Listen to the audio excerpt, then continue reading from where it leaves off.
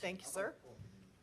All right, it is 6 p.m. this evening, so I would like to take a moment and call our meeting to order. In accordance with South Carolina Code of Laws, Section 1985, Section 30-4-80-E, the following have been notified of the time, place, and the agenda of this meeting: the Herald, the Charlotte Observer, the CN2, and the WRHI. Would you please join us in a moment of silence?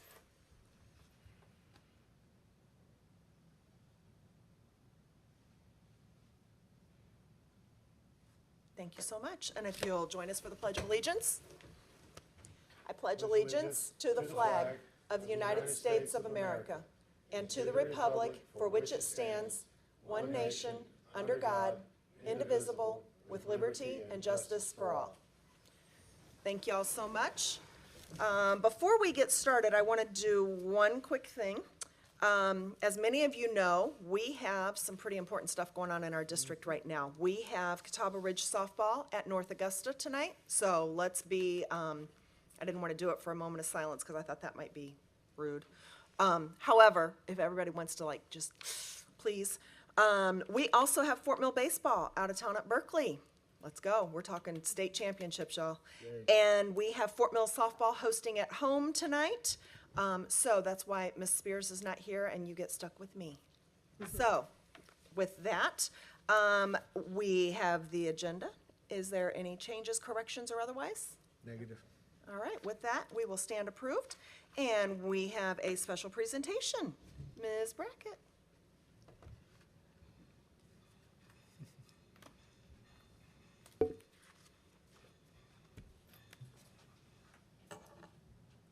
Board, Dr. Epps, staff, we're humbled and excited to be here. I'm Jeremy Haltwanger. This is Jamie Dagenhart. We are Grow and Joy Farms. Grow and Joy Farms started in October of 2019 as an aquaponic and regenerative farming operation. Aquaponics is nothing more than aquaculture, which is fish, and hydroponic technique, which is growing in water, no soil. And then regenerative agriculture is focused on the soil health instead of the nutrients for a specific plant.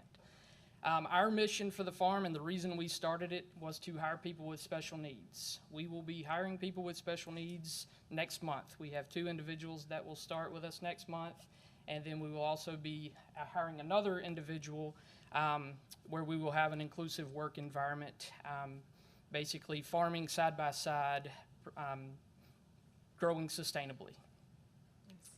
Through this opportunity, we have talked to Susan Brackett and come up with a proposal as a potential opportunity within the school district where we will create an educational 501c3 nonprofit.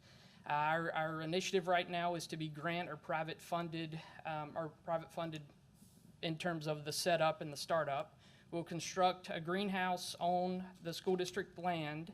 The operations will be run by us at Growing Joy with the assistance of the district students. We will incorporate learning opportunities throughout that with our direction, under our direction. All of the produce grown will then go back to the cafeterias and be sold back to the cafeterias as a healthy opportunity to eat those produce items. The benefits of this would obviously be numerous. Our intent, obviously, at our farm is to hire people with special needs. That is something that we can incorporate very easily into the setup here. Currently, there are 36 students in Catawba Ridge High School and Nation Ford High School that we would be focused on. But this also is an inclusive opportunity where we can basically have educational opportunities throughout kindergarten all the way up through 12th grade. Certain manipulatives in terms of kindergarten through or elementary through middle school include field trips as well as plant science lessons, and then you can get into biology and chemistry lessons all the way through high school. The other part that Ms. Brackett has basically educated us on is the creative arts and media assistance. There's numerous clubs throughout the district that would be very key in terms of the marketing procedures as well as providing other educational opportunities in terms of work experience. The produce would then obviously again be sent back to the cafeterias for consumption, And then this model would be available for other school districts to follow throughout the state. This would include anything from educational manipulatives to solving food insecurities. The purpose of the school district states that the school is an innovative and a rigorous education that empowers all students to achieve their greatest success. We believe that incorporating this model into the school district would only expound that. There's numerous opportunities, not only from an educational opportunities, but also from the health perspective and the sustainability aspect. So basically, upon approval, the next step would be starting the setup of the 501c3 nonprofit. We have already talked to a recommended attorney out of Charleston who specializes in nonprofits, and then it would be site prep and then grant writing, which we have already started that process. We have somebody earmarked that will start helping us write grants, and then that would be carried on to completion. So any questions? I remember back, I'm going to say it's been maybe 2 years ago, that Nation Forward had an invent team that did a whole hydroponic that went to MIT, and they competed for Lemelson and whatnot. So I think this is amazing. When I watched the video, I was like, this is that all over again. So I think this is great. Yeah, we're doing aquaculture instead of hydroponics, but it's the same type of scenario. We're just not having to use synthetic fertilizers or nutrients. So it's a sustainable symbiotic ecosystem. This is exciting. Tell everybody where we're talking about the farm being. We've already worked through that, I believe. Yeah, the land that we have talked about is behind the pond next to Nation Forward High School and Sugar Creek Elementary. The old Sugar Creek, across from Sugar Creek Elementary. Correct, correct. So Scott, we'll have some use for that land over there. Right? Perfect. Awesome.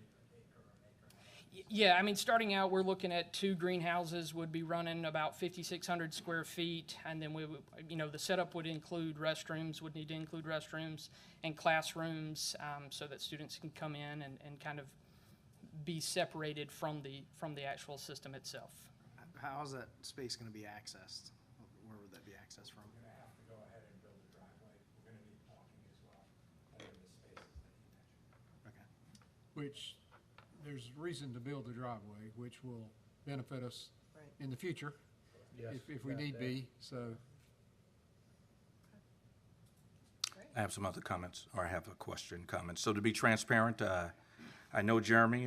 During the pandemic, Jeremy supplied me with tons of produce to give to the needy, and so I know where the authenticity of his heart, and so what you see here is, this is Jeremy and where his heart is. So with all that in mind, I'm fascinated by the why, and when I say by the why Fort Mill and why not elsewhere? A few reasons. One, Susan contacted us, found out through mutual friends what we were doing. You can say no to Susan Brackett. Right? True story.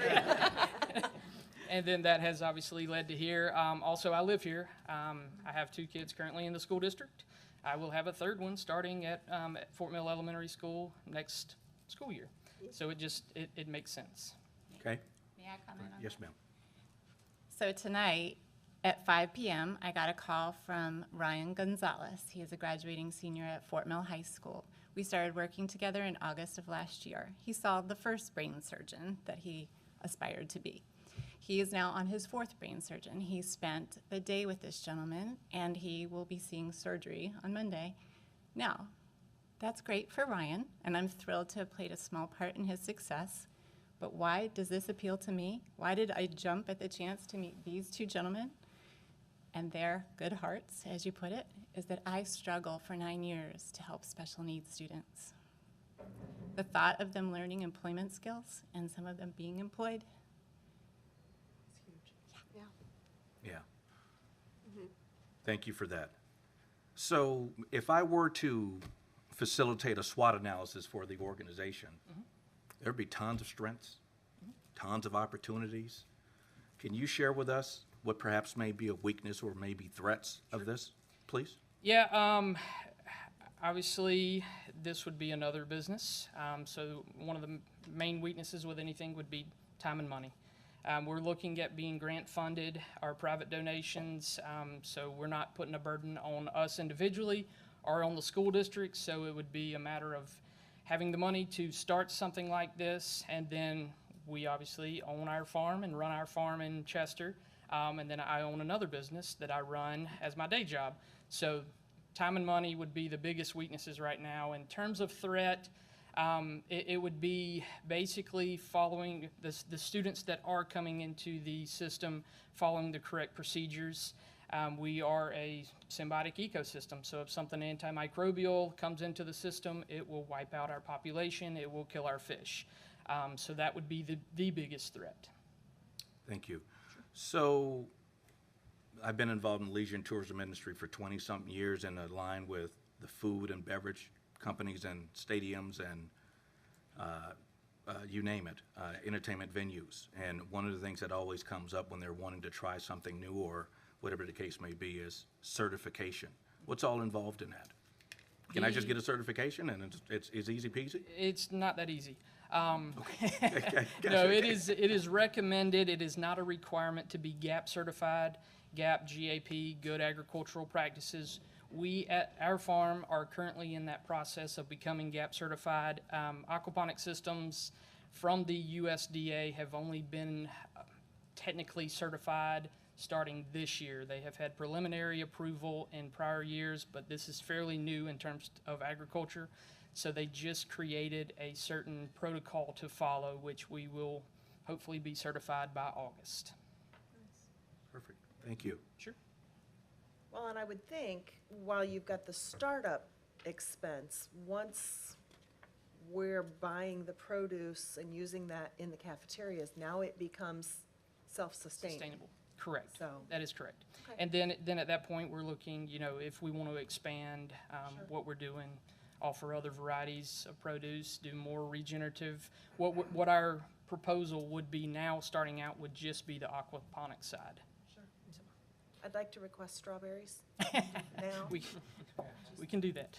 So how many students are you anticipating that you can work with at the beginning? So if you get this started and you're ready to go in August, how many students? In terms of actual applicable work-based experience in the system, that is what we're going to be in collaboration with the school district on. Right now, there's 36 special needs students at Catawba Ridge and Nation Ford. There's not any at Fort Mill High right now. Our focus would be on those students, but also any other students in terms of ag classes that have, interest into the farming aspect of it. Our vision is that every student who comes through the district will have some affiliation through the system, whether it be field trips, whether it be math manipulatives, science manipulatives, even, standard, well, maybe not even standard, but other special projects in high school related to science, biology, chemistry, those type of things. Has there been conversation so based on the location, that's a really strong agricultural, but FHA, real estate, I know, right? FFA program at Nation Ford High School. Have you guys talked with Lee at all? I have talked to Lee. Whenever I started my farm down in Chester, we got connected. She loves the idea. Good, great, wonderful, Absolutely. fantastic. There seem to be so many benefits to the school system. From the fresh quality produce, that's pretty amazing to be able to have in a cafeteria system, but that wouldn't even be the main one for me. Okay. It would be just one, your leadership example as a business and employing folks who maybe some other businesses are a little apprehensive about. Sure. But now you're going to give students an opportunity to not just learn a skill, but now have job experience. You can put that on a resume. You can talk to another employer. You can be a leader among businesses in being able to employ folks who may have a much more difficult time getting a job, which is the ultimate in independence. I'm fully supportive of this plan and excited to see it come to fruition. Thank you. Yeah, one of our visions at the farm, even with our employees that we're hiring this year, is if they come back to, or if they continue to work with us throughout the year, great. If they don't, they'll at least have a skill that can be transferable to another job, whether it's even showing up and being timely, being prompt, or just carry on the everyday tasks that they're asked to carry on. So thank you for that. Appreciate that. Any other questions, comments? I appreciate that video. That gave me a really good idea, and just to see what you were doing helped me understand how our students, all of our students, could participate and learn and grow in that area. We'll give Thank you, Ms. Susan the Brackett. benefit on that. Thank you all. Well, thank you. Appreciate it. Fantastic. For your time. Thank you. Thank you. All right, moving along in our agenda, we are up to item 3.01. Ms. Pettis, do we have any public participation? Fantastic. Hearing none, we will continue on. Item 4.01, Mr. Young.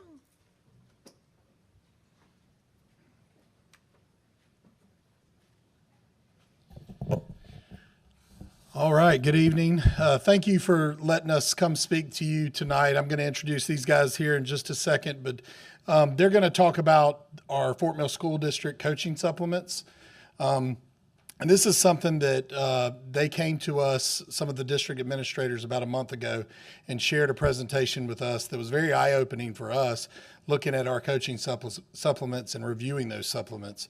And I think all of us here, most of us in this room, have had a child or know someone that's very special to us that has competed in interscholastic athletics at the middle school level or the high school level.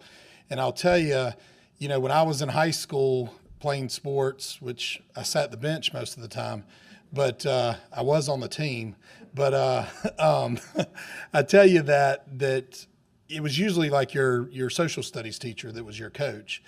But we're in a day and age where high school athletics is just so much bigger. I mean, you can turn on the TV almost any weekend and you can watch a high school athletic sporting event. So we're at the point now where coaches are professionals, and like Mr. McCarter, at Catawba Ridge. So we are hiring professionals in that area to come and coach these sports, and their presentation today, I think, is going to be very good for you guys to see. So we have Rick Lewis here, who's the athletic director at Catawba Ridge High School, and we have J.B. Shackelford, who is the athletic director at Nation Ford. Dwayne Hartso couldn't be with us tonight. He's down in Berkeley, hopefully watching them win a state championship tonight. So I'm going to hand it off to them, and if you have any questions for us, I'll be right here. Thanks. Ladies and gentlemen of the board, thank you for listening to our presentation tonight. We really feel like it's imperative for our coaching staffs and our continued growth in our athletics. So jumping right in,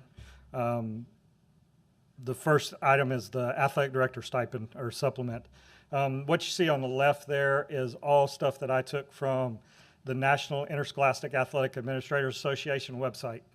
Those are things that describe the athletic director as a leader, what they do, what they build. So in asking for a $15,000 supplement and increasing the contract to 50 days, plus 50 days, making it a 240-day contract, athletic directors get no downtime anymore. Athletics is year-round. It is 365 days. We don't stop in the summer. We continue with kids camps, coaches learning, coaches doing other programs, and our average work week is around 65 hours a week. So we spend more time at the school than anybody else. There are days there that I walk around the halls and there's nobody there except for me, and I'm still working. So those are the things that we do. We are asked to come in at 8:15 in the morning, 8 to 8:15 in the morning, and sometimes don't leave till 11:30 or midnight in our days. So we're the second most visible person in the school next to the principal in a lot of situations, and people know who we are and approach us quite often. So next, we are asking for assistant athletic directors. Again, in today's sports world, as Mr. Young had mentioned, it's about professionalism. It's about moving to the next level, and we need assistants to help us out. The amount of paperwork, the amount of things that we have to do on a daily basis, again, sometimes I don't get to leave my chair for that 16 hours that I'm at work because I'm constantly doing paperwork and doing things to keep things going. So here is a $9,000 supplement. We asked that it could be split. either paid to one person who could help us throughout the entire year or be split between multiple coaches. We're probably going to end up with coaches that coach in the fall but could help us in the spring. So we could help get them to help us in the spring with a $3,000 supplement, and that would help us alleviate the work in the spring. And that's when a ton of stuff is going on. There's a game every night, 6 nights a week. You could end up being there 6 nights a week as an athletic director. So being able to have those multiple coaches to do the job, that would help us tremendously. Next is our fall sports. So we started with football. Head coach stipend, just a small additive to what we had previously, and adding the 20 days. They are in the building during the summer. They are there. They have to be there. If you do not practice in July, you will not be competitive in 4A or 5A football. That's the bottom line. And to be competitive, to have happy kids who are competitive, are competing at a high level, and are happy about the sports programs that exist, those coaches have to be in the building. We would then ask for 2 coordinator positions, $6,500 each, adding the 5 days. They do work in the summer as well. They'll be around, and they do extra stuff with the head coach on a weekly basis. They will have a meeting with the head coach, a defensive coordinator, and an offensive coordinator who will talk through the next week's game plan, and it will be just them. It will not be the rest of the coaches. So there will be days where the coordinators are with the head coaches. They have more responsibility than regular coaches. Therefore, that's why we ask for the little increase for them. Assistant coaches, just a little bump there from 58 to 6,000, having 6 positions there. And then asking for 4 ninth grade positions. We are still recovering from opening a new school. Our numbers are still recovering. We are going to get back to ninth grade teams, but having these 4 coaches would add to not only the ninth grade teams, but to the JV teams as well. And these guys, we asked for a $3,000 stipend because they would only work Monday through Thursday. They would not be involved on Friday, Saturday, or Sunday. Anything that goes on with the varsity program on those days, they would not be around. Their games happen on Thursday. They would practice Monday through Wednesday. Games happen on Thursday. And if they do anything on Friday, Saturday, Sunday, it would be voluntary. It would not. A lot of times it's doing video for coaches, just setting up cameras, truthfully. So we also asked for volleyball. You see there, $3,500, $1,800 for an assistant, and then $1,500 for a JV head coach. And we added JV assistants. This to us is a safety concern. We had a coach. We have JV teams across the board, soccer, lacrosse, volleyball, that those teams go to separate sites on different days without the varsity team. So you have a JV head coach who's by himself, kid gets hit in the head, falls down on the turf, has a concussion, is got all those symptoms of concussion, and needs to go to the hospital. Who goes with that kid to the hospital if the parents aren't in the stands? And now you're asking a JV head coach to make a decision. Does he go with that kid to the hospital? Because in loco parentis says he has to, because he's the decision maker. He cannot send another parent with that kid to make any decisions. So now we're asking for decisions to be made by a JV head coach and trying to get parents to the hospital to take care of the kid. And now he's got a team left while he's at the hospital that's still at the school. So who's in charge of the team? And that's where you turn to the stands and, hey, Mr. Romanek, you want to come coach? And now you got somebody out of the stands that's a parent who's coaching. Okay, so it's a safety concern, and we need that JV assistant there. Need to have 2 people there in order for that safety concern to be taken away. Same thing with swim. Swim and cross country are very similar in the amount of athletes that they have and the distances that they are apart, and having eyes on those kids for safety concerns. Cross country currently has 2 assistants. We asked for a small jump in the stipend on both the head coach and the assistants, but with the swim coach, we're looking at 2 assistants Currently, swim only has one. You can have 50 kids in a pool across 5 lanes. If those coaches, the assistant coach is working with a kid in lane 1 on their stroke, and the head coach is off to the side, and a kid comes over and says, you know what, my shoulder's really hurting. Can you take a look at it, coach? And that kid in lane 5 gets kicked in the head and goes to the bottom of the pool. Who's got eyes on that kid?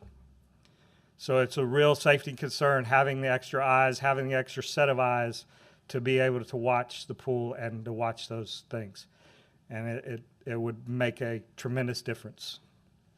I have a question before you go to the next. Yes, ma'am.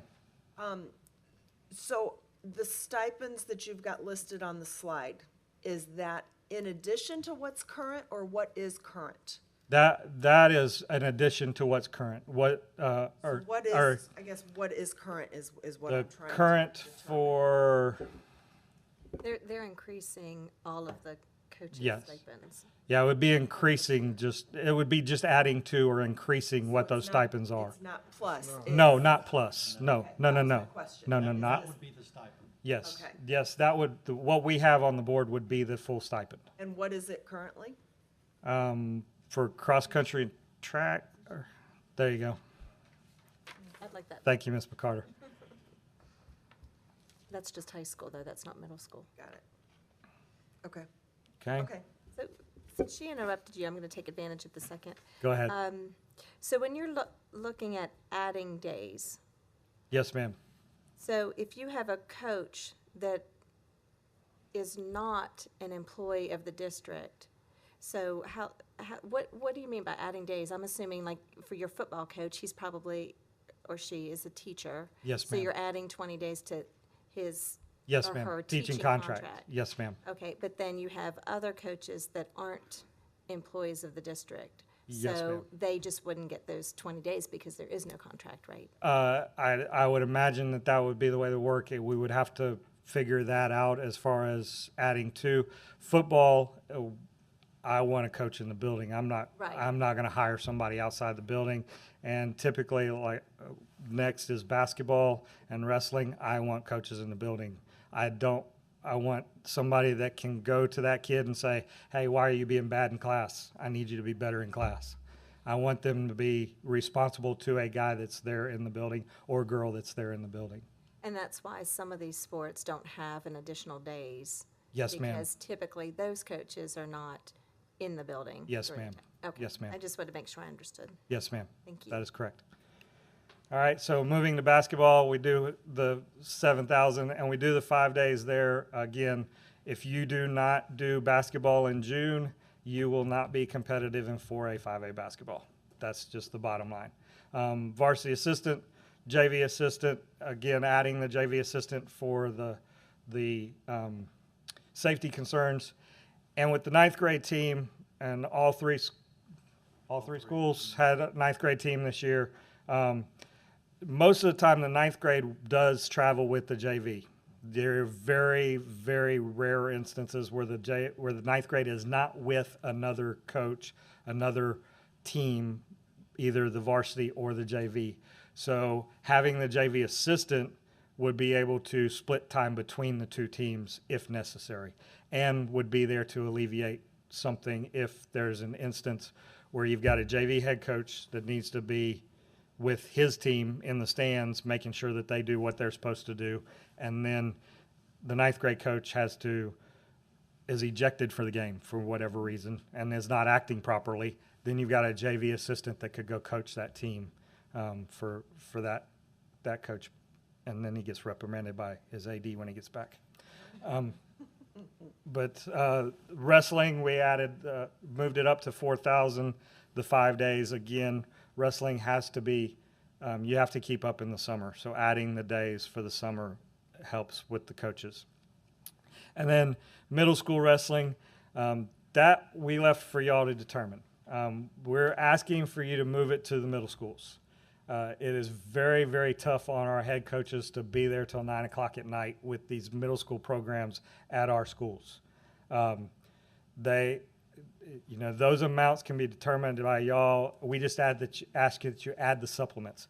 what our suggestion would be is to have 3 teams with middle school teams combined. So combine like a Pleasant Knoll and a Springfield, or a Fort Mill and a Springfield that mostly go to Nation Ford, and allow those kids to be together. A Pleasant Knoll and a Gold Hill maybe, and a Forest Creek and a Banks Trail.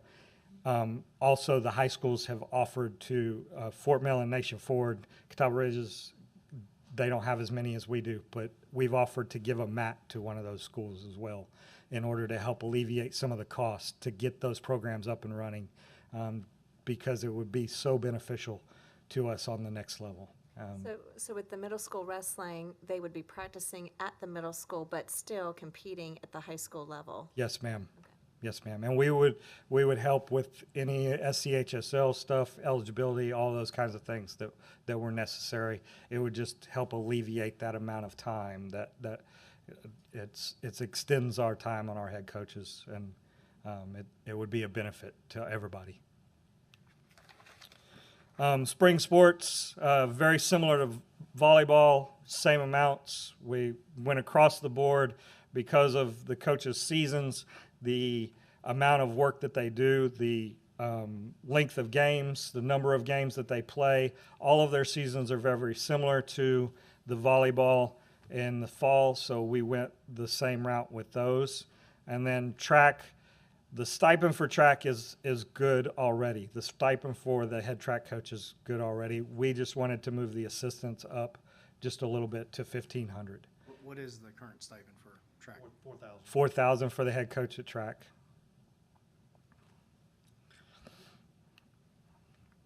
Then we have multi-season sports. So this is where you have season teams that happen in both the fall and the spring, or happen year-round. Golf, you have the girls play in the fall, the boys play in the spring, moving that to $2,500. Tennis, the head coach, or you have the girls in the fall and the boys in the spring, same scenario, moving that to $2,500. Assistants would be a bonus. However, these teams typically, when they go on the road or when they're competing, the rest of the team is off. So golf, you only take 6. If you've got 12 on the team, the other 6 are off for that day, or it's a practice on your own type scenario. Same thing with tennis. Weight training is essential in today's world. If you look at the Catawba Ridge kids compared to the Nation Ford kids right now, because of the amount of weightlifting that they have done with a certified weightlifting coach, it is imperative. Their kids are bigger and stronger than ours. You can see it. Our coaches talk about it. Fortunately, we have been able to find a young man who is willing to do that for us now, but it is very hard without a teaching position. They were fortunate when they were opening, they had the teaching position, and somebody's got a little experience back here about doing that. But we wanted to move it from 5 to 6,000. That way we could possibly, if necessary, especially to help Fort Mill get into this, where you could divide it between 3 different coaches again that could do fall, winter, spring, and you could give each one 2,000, or give the whole 6,000 to one, as Mr. Lewis would do, and allow them to take over all sports. We have one to do football, and then we have another young gentleman that we just were able to find that's going to do all of our other sports besides football. Do you have a weightlifting class currently that has a teacher that's? We do have weightlifting classes. They mostly run through the football coach or the coaches that are currently there. To have a certified guy that is completely certified through the CSCS or through one of the other associations would be much more beneficial. We have them, but they are not currently certified at that level.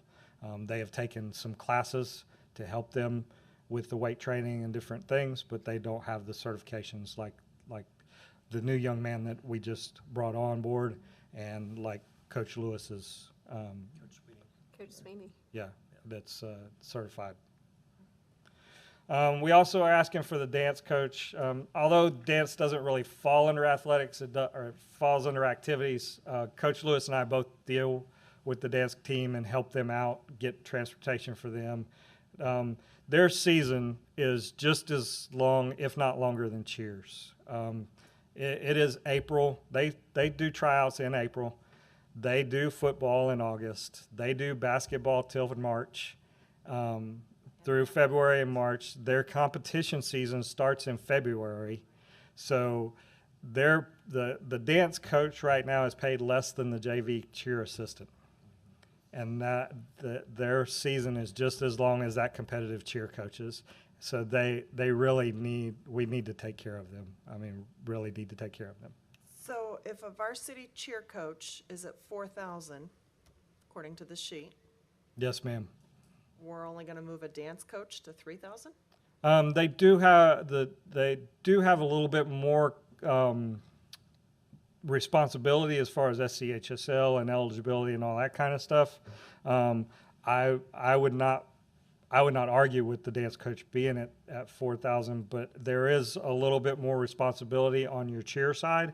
We did not ask for any more on the cheer side because we think that their stipends are at a good level. But there is a little bit more responsibility for the cheer coach and that competitive level with the SCHSL and eligibility and other things that they have to deal with. And they do have a few more competitions than the dance usually typically has. What goes into, and I don't know, so I know that many moons ago, dance moved kind of out from underneath the fine arts umbrella into the athletics umbrella. Right. And I know that they do several competitions, and I know that their team consists of probably at least as many, if not more, participants, maybe depending on the school. Depends on the school. I think we had 15 this year. For dance, we had 42 for cheer. Okay, So, okay. and we'll have more for cheer this year. And we'll probably still keep dance at right about 15. And is that a school choice, a coach choice, or just It's- a participant? It's just a participation interest right now. I don't think we've ever cut anybody from dance currently. It's just a participation level type thing right now. What does that look like for Catawba Ridge? I mean, ours, we do have cuts for dance. The big thing that, as I'm looking at that, so first of all, the dance stipend was $1,500, so we doubled it. Right. And we didn't really compare it a whole lot with cheer. The big difference is that dance doesn't do eligibility because it's an activity, where on the cheer side, with it being competitive cheer with a state championship that they can get, you have that eligibility piece, which is a lot of time. Sure. And then the sizes of teams, cheer for us is a bigger group. He's got a bigger group. Yeah. So, and the other piece of it, you got JV and varsity versus dance has just got with their one team. So, you know, and again, I would not be opposed at all as having it the same, but I mean, we doubled at minimum. I'm gonna be honest with you, my my dance coach came and saw me today, and I'm trying to talk her into coming back next year. She has two kids. She spends the $1,500 on childcare to come and coach. She's doing it for free. So, you know, I told her we had this meeting today. So hopefully this will keep her with us. So yeah, she's fantastic. And I don't see cheer on any of these slides at all. No, ma'am, we did not choose to include, we felt that the cheer level was at an appropriate level for them. Okay, so you did. Yes, ma'am. So what type of matrices did you use to determine, first of all, the salaries or the stipends, as well as the number of coaches needed per sport? We've got a couple more slides and we'll get to Okay, that. sounds good. Yes, Thank ma'am. you. All right, so next is playoff pay. The number of weeks in the supplement covers the number of weeks in the season. And that's the way it's described to us. It covers the season, the regular season, the number of weeks. So asking for playoff pay is additional pay. However, it is because they aspire to get additional weeks added to their season. You know, all the coaches, I wouldn't stand here and say that the coaches would say, oh, well, if we're not going to get playoff pay, I'm not going to try to make the playoffs. That would never happen. All our coaches want to win, and they want to win and make the playoffs, and they want the recognition. However, being able to say to a coach when we bring them into the building and say, okay, your stipend's this. However, you make the playoffs, you're going to be able to make this on top of that. And so that would be a draw to get coaches who we sometimes lose. So example here would be the head coach stipend, $7,500. There's 13 weeks in a season. You take the weekly pay divided by 13, or the supplement divided by 13, you get $576.92. He makes week 1 of the playoffs, he gets $576.92. Makes 2 weeks, $1,153.84. Is this for all sports, for all coaches? All sports for all coaches. Yes, sir. So breakdown at the end. This is the Excel spreadsheet that we took all of the numbers, added them together that we were asking for. That's above, including the cheer at what it is currently, and then the total being $236,700 for all of the supplements. Minus any kind of playoffs. Plus any kind of playoffs. And added Plus. days, which Right, is right. Yes, a cost as well. yes. Okay, so the breakdown, we looked at York County. We looked at all of York County. So Clover School District spends $338,400 on theirs. You might not have got this, it was added. Yeah, this was added after the fact. It was I'm like, added "Wait, I after don't the have fact. that." It was added after the fact, probably after the print.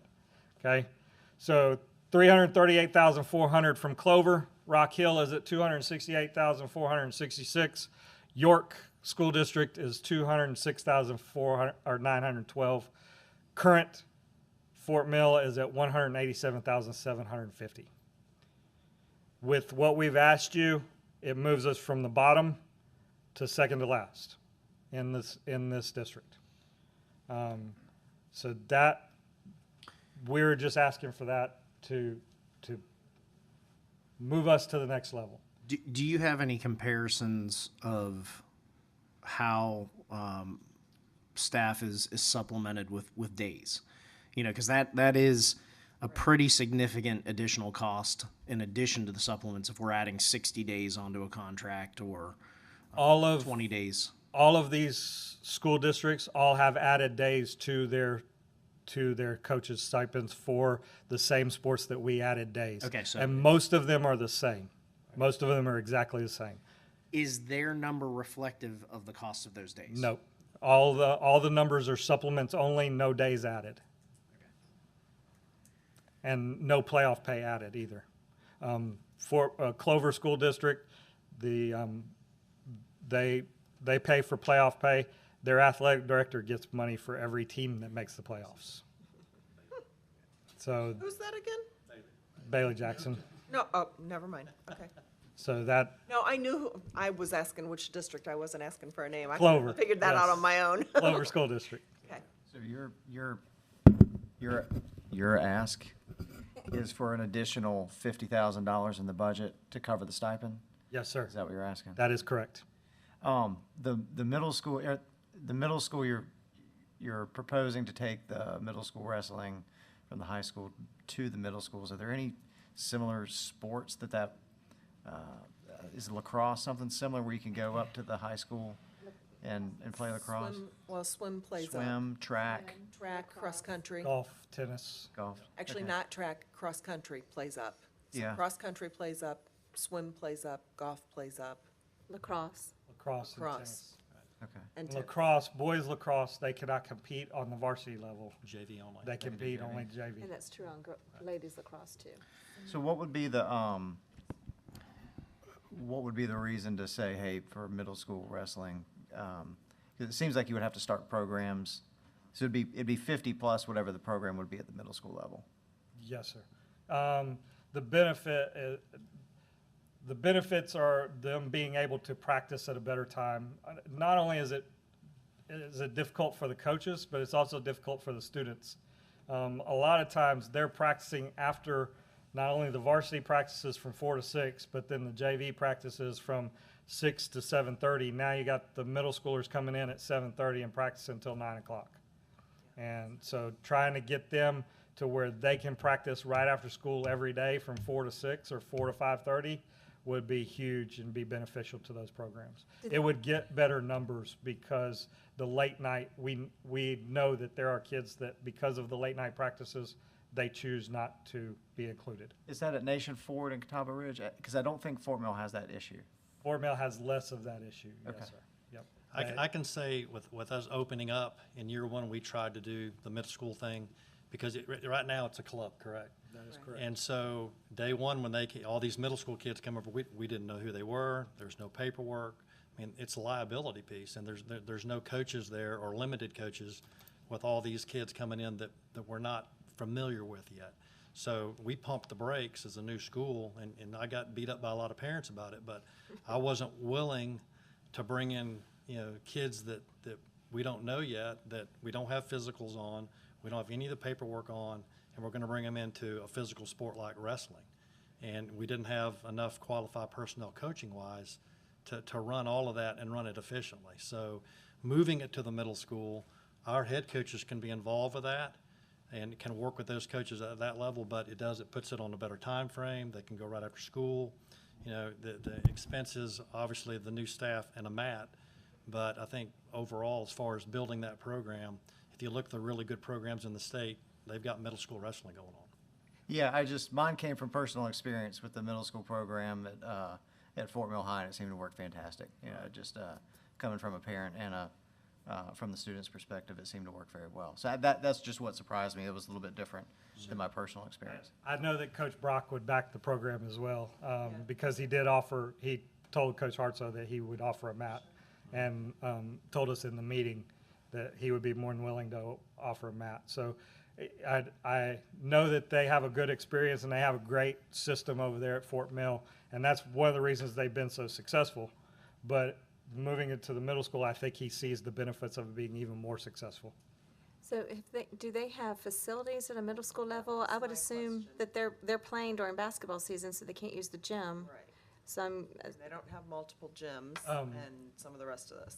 Just like us in years prior to using we basically took what was called the multi-purpose room, and that was supposed to be for dance and wrestling and ROTC and ATC and above and beyond. We took that and made it the wrestling room. But prior to that, they wrestled in the commons. They took all the mats out in the commons, rolled all the mats out in the commons, and wrestled in the commons. We're asking about Middle Middle school, they still have a commons or a lunchroom area that they could roll a single mat out and fit in that lunchroom or commons area and be able to wrestle in there. They would it would be the same as something that we would do or we have done in the past. So it looks like you're hiring or adding more coaches. I haven't heard that answer yet. So how did you determine which sports need more coaches? I mean, the ones that we added. Yeah, and of course the JVs, I understand that one Right. because that was a safety issue. I completely understand that one. But, I'm looking at some sports have 13 coaches and other sports don't have as many. So is it determined based on the number of students, or is it based on revenue, or the length of the season? Like where did you? So adding the football coaches is imperative based off the numbers in the collision sport that it is, and being able to have multiple coaches separating those into different groups. You have, in a football situation, you have running backs, wide receivers, quarterbacks, linemen. So now you got to have 5 coaches that are working with those 5 different groups. Now we got to go to the defensive side. We got defensive linemen, we got linebackers, we got defensive backs. So now we need another 3 coaches. But we have 3 teams. So that's 8 coaches, and we've got to coach 3 teams. That's 24 coaches. We can do it with 13. I mean, that amount of bodies, just, my coach says all the time, we don't have enough bodies to manage all of them at the same time. We had an instance last year where a kid who was in May football, they were out there working out. One of our track students was getting ready for a track state final and almost ran into the football player who backed up onto the track just as she was passing by, and almost had a collision that she wouldn't have made her state championship because he was 260 pounds and she was 125 pounds. So having the amount of bodies out there to be able to wrangle those guys in, because there was one coach available for that group that was probably 20 different guys at that time. The other piece is, you know, we're obviously growing, and we, you know, like we don't have the 9th grade team yet, but we were right at 100, 110 kids, where we started at 78, 77 kids that very first year. So every year in our region, they're like, "Are you going to have a freshman team?" Well, when we do, we've got to have those bodies. So as we've put those coaching extra positions up there, it's really for that freshman group, and it's for the safety of it and to be able to do it effectively. Mr. Frateroli. Yeah, so I've got several comments. First of all, I thought this was an amazing presentation. I appreciate the time and effort that you guys put into it. I do know about your availability, Coach Shackford, because you've gotten some emails from me and you're always responsive, so I do appreciate that. First off, and I know this makes Miss Lordo nervous every time I say this, but when I see that slide up there, I talk all the time about the fact that if we want to say we're the best around, we've got to pay like the best. So I do think that we need to consider some of the ideas in this proposal. And this kind of tags on to maybe where, you know, I'm going to speak from experience of the only two sports that I really know, and that's football and cross country, because, you know, that's where my children were. But when I look at, as you guys sort of defined it, a 9th grade assistant coach who's maybe working with a group of, and I know it's a collision sport, a group of, let's say, 15 running backs and wide receivers, skill positions, okay? Working Monday through Thursday and getting a $3,000 stipend, and then you've got a cross-country coach who's working out with the kids, 7th grade through seniors, sometimes over 100 students, 5 days a week, oftentimes all days on Saturdays at meets, making the same amount as that 9th grade assistant. I think there's a little bit of off kilter there. So what I would like to see is not change the assistant coaches, but maybe bump up those head coach stipends to be more in line with what all other head coaches are. Because I know football, the importance of football, it being a collision sport, but it also is a big draw with revenue, but that really doesn't impact the proposal that we're seeing right here. Gates don't affect what the board is going to approve. So I would like to see in a proposal is upping the head coach stipends for all areas so that they're more in line with sports from fall to spring. So. Yes, sir. We would welcome that. And our coaches would welcome that, to move those up. What we did was try to be logical about our thinking process. I had not, that's a good point. I had not thought about that point that you brought up about the 9th grade coaches versus a cross-country coach. But that, I'm sure that our coaches would want that as well. The other responsibility head coaches have, especially if you're varsity head coaches, they're talking to college recruiters. Right. They're putting their players in line so that they can win Region Player of the Year. That's additional meetings, that's additional research that they have to look for, getting those stats and so forth. And those coaches are doing just a little bit more than I would think a JV coach would do, or, you know, an assistant coach. So I would agree with him about that. So to be clear, I'm not saying lower the assistant coach stipend. Right. Just increase the head coach's stipends. That's correct. Yes, sir. I thank you. So clarity here, are you all done with the presentation piece? Because I have plenty of questions here. Yes, sir. Yes, sir. Go ahead. Okay, perfect. I'm going to let Coach Lewis take your questions. So first of all, thank you for what you all do. I've seen you all throughout since fall and all that. I've visited 100 different sporting events this past fall, spring, and winter. And so I know you. I see you all the time there. Questions I have here. The first one is, how many students participate in sports at each school? I'm curious about that one. We're 695, or so right at 700. We're right at 700 as well. And- 700, okay? And I want to say Fort Mill's closer to 800. Wow. Okay, that's a big number. Yes, sir. Next question. What qualifications are needed to be hired as a head coach from you all's perspective? Kind of walk us through that if you can. You don't have to get into the real details. Just give us a high level, please. Well, as far as, our big sports, as far as the big three, everybody calls them, football, basketball, baseball. In those, you're trying to get those folks in the building. You're looking for a combination of a quality teacher who also has the experience, in that coaching realm, whether it's football or it could be any of them. The more we can get in the school, the better, because, like Shaq had said earlier, if one of the youngsters gets in trouble in school and they're in the building, that we can handle it in-house. If you're, you work out in the business world, you don't see what goes on during the day, and you only get the side of that athlete a lot of times, and that's going to be, if they're in trouble, they're going to give you their side. So there's always two sides of that. So obviously we want them in the building if we can get them there. We want quality people, and we hit it right on the head a while ago. If we want really good people in the building, we got to be able to pay. I'm going to give you an example.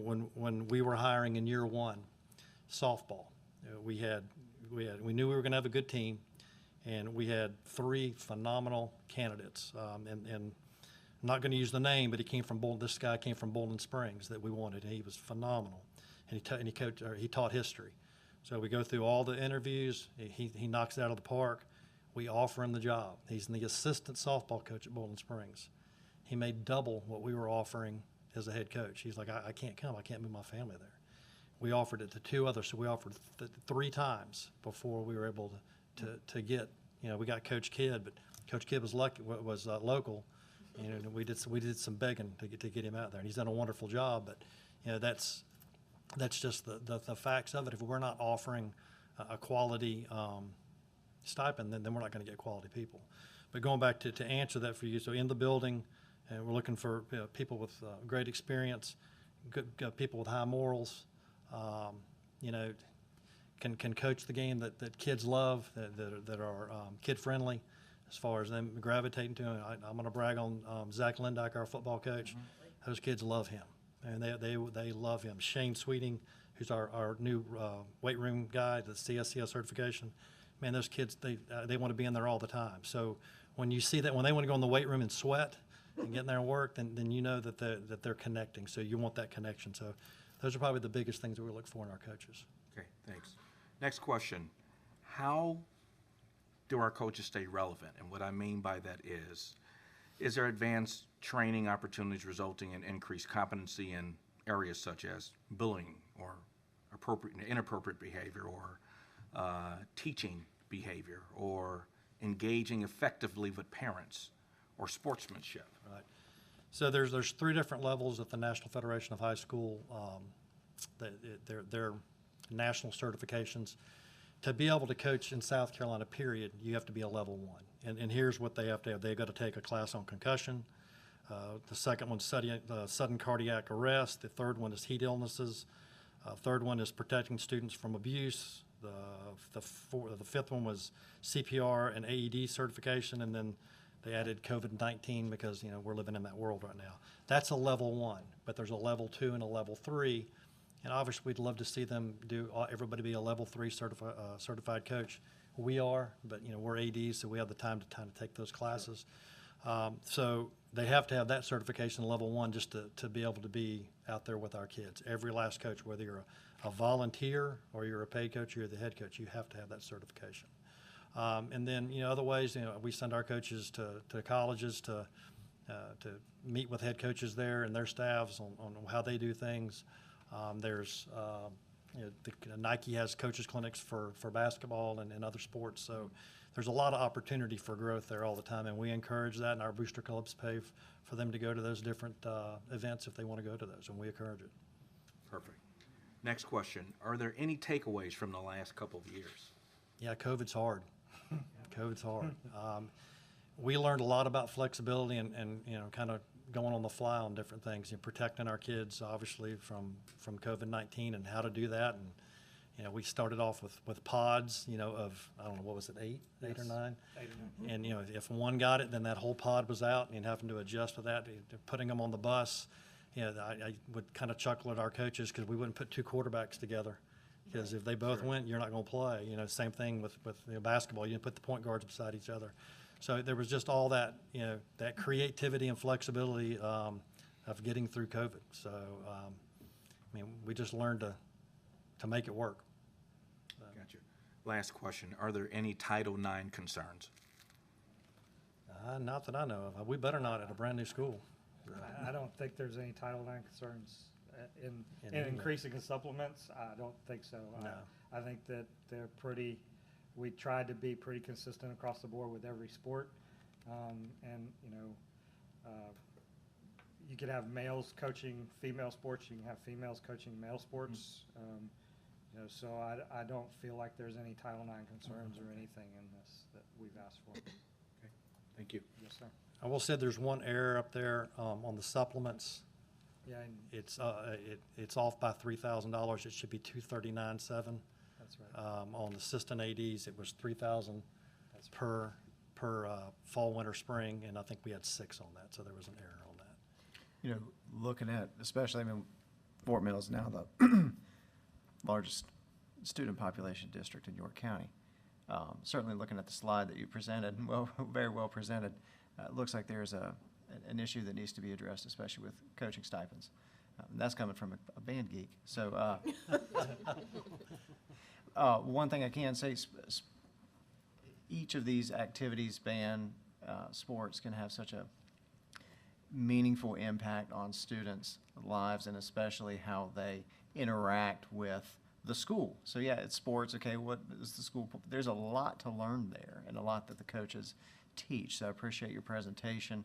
I'd want to hear from Ms. Lordo about the impact of the additional days, things of that nature, in order to consider it.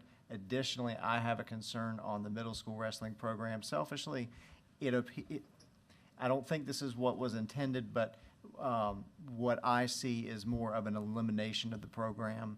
Because there's no, I would like to consider I would like to hear more detail before considering that one. Just as a cursory, it looks like, well, we'll just let the middle school deal with that and Put you at ease. not put it on there. If it doesn't go to the middle schools, we would continue to do it and happily do it. It's a fantastic, Yes, I know Coach Brock has an amazing Yes, success, and I know that the quality of that program is, and the students that are involved in that Yes, will have a fantastic experience, and that's my concern in changing that experience. Perhaps, it sounds like it's different at Nation Ford at Catawba Ridge. And we would, again, we're only trying to make the experience better. And if we could make the experience better for all 3 schools, for those kids to be able to be better at all 3 schools, that's what we're looking for. Right. There was no idea of any intent of eliminating that sport. Right. And I don't think it was, and I probably said that a little bit too strongly, so Yes, please sir. let me back that up a You're little good. bit. But without a concrete proposal, it's difficult Yes, to sir. get behind it. Yes, Right, sir. right. Yep. There's no numbers behind it is what I mean. And Right. a lot of times when you see numbers not there, it means that it's not prioritized. Well, Coach Brock's got the Cadillac. He's got it rolling over there. And I know when we opened up, when we picked his brain a lot about, how to do it. And, the biggest concern that I have is we need staff in that position. And if we house it at the high school, to start off with, I'm fine with that, as long as we've got coaches that can be specifically for the middle school so that we can grow it. So we don't want to eliminate it.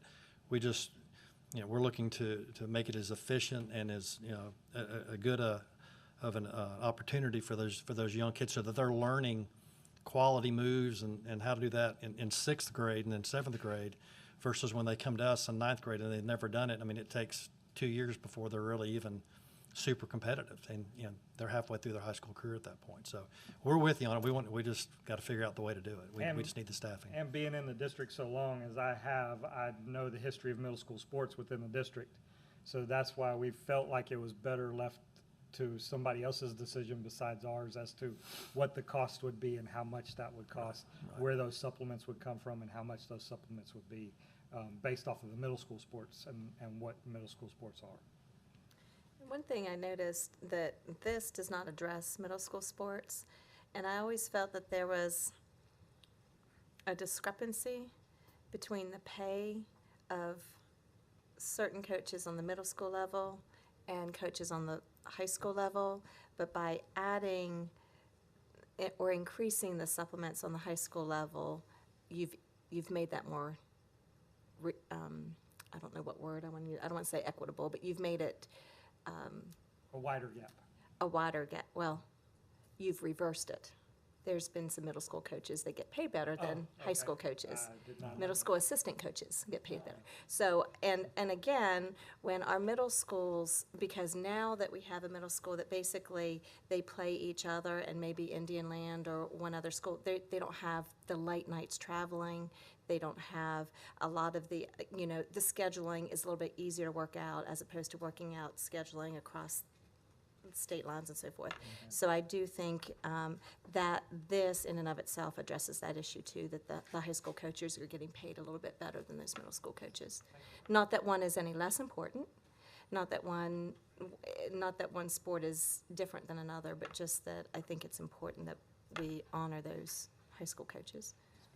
Thank you. I have one follow-up question for clarification with regard to an assistant AD. If I understood correctly, you're saying in essence for fall sports, you would use, let's call it the track coach to backfill that. And then maybe a football coach, probably not, because anybody that just came off of fall sports is really not interested in wintertime right now. I need a timeout. Walk me through what those kind of duties would really be and what that's going to alleviate off of y'all as the head cheese, because I have another question, but I don't want it to be completely interpreted wrong because it's not meant to be, but I do have another question. Well, I mean, so if we had assistant ADs, I mean, obviously that's going to help us with game management, inventory as far as getting that stuff put up after seasons. I mean, football's a bear in itself. We send usually over 100 helmets back for reconditioning annually. A lot of times shoulder pads go back as well. Just getting everything cleaned up from season to season.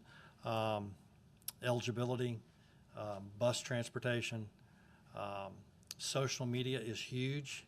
Because if we put it out for men's soccer and we forget women's soccer, or we don't get something out for lacrosse, mamas get mad, and we don't have anybody to do it. That's us. And so I don't like Twitter, but I'm retweeting as much as I can. But seriously, I mean that's the world that we're in. So that'll be a huge help in those type of things. It's really the clerical type things, because I know this is my third year, and I don't get out to watch my coaches coach and practice very often. I mean, we're sometimes in our office for 10 hours. If you just have a day, then you're in there and you're just trying to get things done for that day. I'll give you an example this morning. North Augusta's AD called me at 7:05. All right, can y'all come on down? There's not going to be any rain. Y'all come on down. While we've been in here, I've gotten two texts and a picture. I would say, do we have any updates? Y'all, I need some updates. I don't have anything about whether we're winning or not, but I know that they don't have an athletic trainer there tonight for the North Augusta game.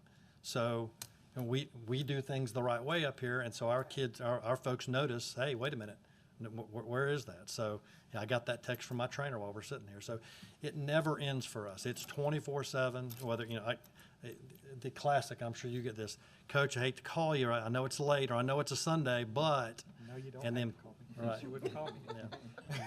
But I mean, we're there. I mean, we have to be. I mean, it's just always going on. And do we have clerical support for athletic / fine arts? I go back to a million years ago when I was in high school. We had, the AD had a secretary. I mean, we had a whole office area that's where everything ran. I do not have a secretary. Okay. Dwayne does. I don't yet, but hopefully we'll have one to start next year. And do any of you coach any sport other than your AD duty? No. Dwayne does. I know. Yeah, yeah. No, I do Dwayne's the My last kids one. graduated from there, so I know those answers over there. I didn't know about y'all for sure. And I that, do not. that needed to change. I was a basketball coach for 30 years in Charlotte Mech, and when I transitioned into this job, my very last year of coaching was the year that I took over AD for our retiring AD, and that was hard. I mean, you end up giving a little in both. You can't do both of them great, so your kids suffer, and then doing that job, you're stressing because you're trying to do both. It's got to be, when Dwayne gets done, he's going to realize how hard it's been for him to do. But he has help too. I mean, he's integrating a great situation. So And I did, my first year as AD, I was still the girls' golf coach, and I had coaches mad at me because I couldn't meet with them at their beck and call. But I mean, I said, you've got to understand, but it was very, very difficult to coach and do that at the same time. But it was fall season with volleyball, football, and all the other stuff. It's kind of a different situation for Dwayne, but it was very difficult. Anybody have It's been anything so long else? since I've coached. Do you have anybody now that coaches dual sports? Yes, sir. Well, Used to be kind of the norm when we were smaller Yeah. high schools and, it's a lot less. you see it in tennis and golf, yeah. cross country track. Yeah, 20 mostly. years ago, it was a different world. And most of the ones that we get, like I have the same coach for boys golf and girls golf. Correct. He does both. Correct. I may end up with the same tennis coach. One for the girls coach is going to become my boys coach. So, those types of things. I mean, when you can get them like that, that's phenomenal because you know them and you know what they're bringing to the table. But that's changing just for the work-life balance. I mean, it's hard to do both, and we lose them a lot too because if we have young coaches and they have children, then they step away, and rightly so. So Anybody have anything else? No, It's thank been you. wonderful. Thank you, gentlemen. Yes. thank you Thank you guys. very much. Thank you for We listening. appreciate your time. Thank y'all. All right. Thank you, sir. All right, moving right along, Ms. Lordo, 4.02, general fund budget. Can I make a couple athletic comments? Certainly, ma'am. please. Only if it's financial. Can't help it as I'm listening to this. You're So, smiling. She's Um, happy. I think it was a great presentation, and that's why we asked them to come before you, because we thought it would be very beneficial for you to hear from them directly instead of from just the administration on what we had heard. As they came to us, it was probably about a month ago, as Mr. Young said, and we were just very impressed with the collaborative effort between the three high schools. And we felt like all of the recommendations were on point. But of course, sitting in my seat, it's really a matter of the funding. So I want to talk about that just for a few minutes before we get into the budget. But I think I can answer a couple questions that you may have had. The first thing is related to the middle school coaching stipends. What happened there is, if you recall, way back in what year, we had to basically unfund middle school sports from the district, and they became their own entity and were self-supporting through their fundraising activities to maintain middle school sports. At that time, the middle school booster club, athletic booster club, set their stipends. And that's when this schedule was developed. I don't believe there have been any changes since. And when it came back into the district, we elected not to reduce those coaching stipends and kept them at the same level. And that's what has created some discrepancy there with the middle school coaching stipends. Thank you. Does that help with that? Yes, ma'am. That's I was what wondering what that created history that. was. Yes, yes. Wait, time out, Okay. sorry. Go ahead. Important breaking news. Yeah. Yes. I'm not sure where they're at in the process, but the girls are down 2-0. Which teams are we talking about? Fort Mill, sorry. Thank you. Fort Mill, both of them are Fort Mill in this Okay, case. Okay. Girls are down 2-0 and boys are down 3-1. Again, I don't know what innings they're in. So if the boys were to win tonight, that would be Done. it. That's We it. would have the championship. This is the first game for the girls, so we've still got a potential 2 games after that. And nothing on, I'm like, and nothing on Catawba Ridge. We are at the top of the fifth, we're down Y'all, no stipends if you're not gonna win. No. Okay. Miss Pettis, reduce that, or eliminate that from the record. We're not making that threat. They don't have to win. They don't. They really don't. They're winners regardless of the outcome. Keep going? Yes. Okay. Please, please, Um, quickly, before she starts. The second question you asked that I think I can answer, you asked about the athletic directors, their administrative, secretarial support roles in the 3 high schools. As you recall, last board meeting, we presented our listing of potential expenditures to add to the budget for next year. Category 3 contains a support position for Catawba Ridge High School that, as we compared the number of support positions for Fort Mill High and Nation Ford, Catawba Ridge is short a support position. We have somewhat held off on some of those type of roles to wait until the student population grew to the same capacity level as the other 2 high schools. But I will also share with you that this support position, we did add this at Nation Ford a while back, and it is up to the discretion of the principals how they assign duties. So the high schools have some support positions that are exactly the same position, the bookkeeper, the registrar, the attendance clerk, but then they have some that have been assigned duties dependent upon the needs of their high school. So this particular position is not a position that we in past budget years have said, let's add an athletic secretary. It's just been assigned to someone for overtime. Does that make sense? So maybe a future question I would have with respect to that, and I'm saying future because you two may need to talk, you and Coach Lewis may need to talk about it. So should we add that position? Because I think we have one at Fort Mill High School already in that position. So is the ask an additional $9,000 stipend for that person? Because it was $3,000 for the fall, $3,000 for the winter, $3,000 for the spring. No, this is the. Would this position eliminate the need for? It would not. The This assistant is an AD? additional school support person who would potentially, the way I understand it from Mr. Wilson at Catawba Ridge, would be assigned half supporting athletics and half supporting some other department or function within the school.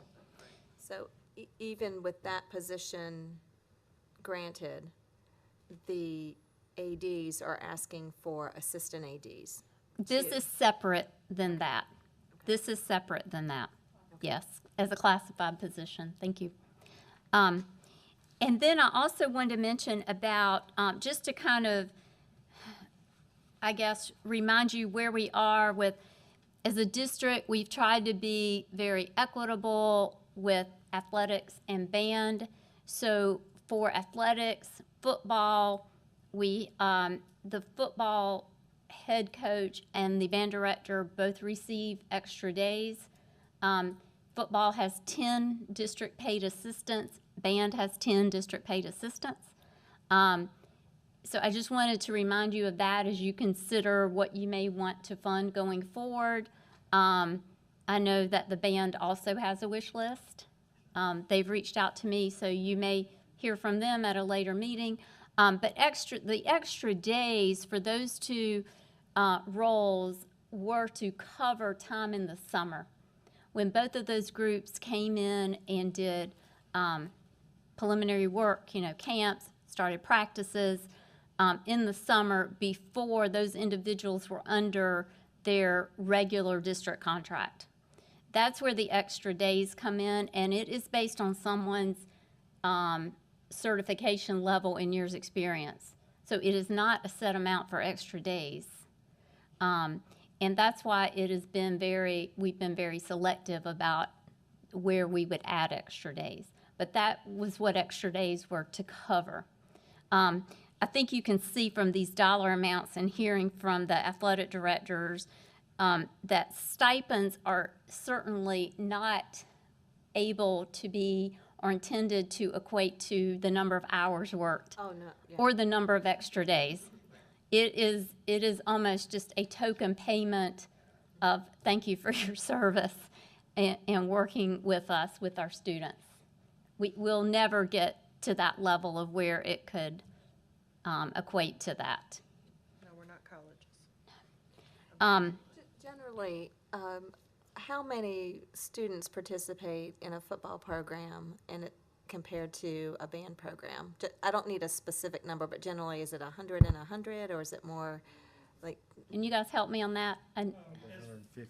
The numbers are very similar, I think, and band fluctuates from year to year. just Sure, like sure. And they're like category levels, so like you could have Fort Mill win the 5A state championship, Nation Ford win the 4A, and Catawba Ridge win the 3A, all in the same year because it's based on the number of kids that are in their band. So it's not based on the schools? It's not based on the school's population. Okay. Theirs is based off of the number of kids that are actually participating in the band. So it's a little bit different, but their numbers kind of fluctuate from year to year, because I know we've won the 3A state championship in one year, 4A state championship in the next, and then back to the 3A state championship in another one. So, I'm not sure. Typically, once we get to the numbers that we've had in the past, we're looking at 125 to 150 on the football roster.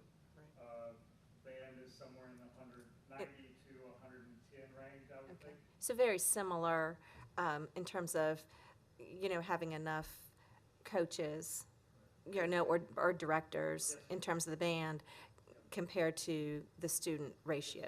Okay. Trying to keep those ratios as low as possible. Right, for safety. Okay. Thank you.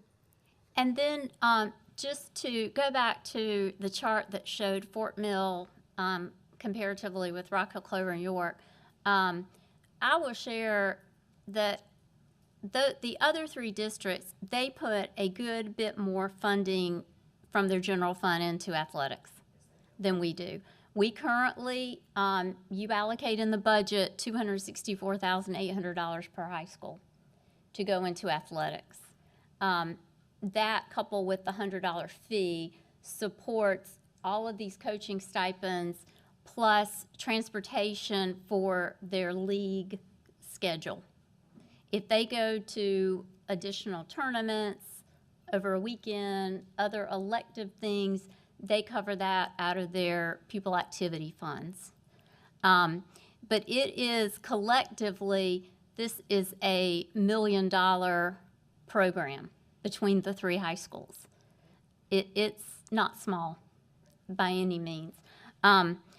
So when we met with the three athletic directors and we said, we support your ideas, no question, we need to be more competitive, but the funding has to come from somewhere. So it either has to come from the general fund or it has to come from the athletic fee.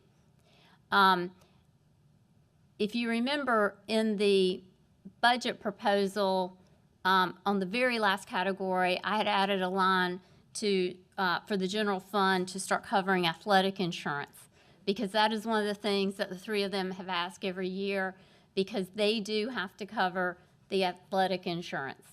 That's $65,000. I ran just some preliminary numbers.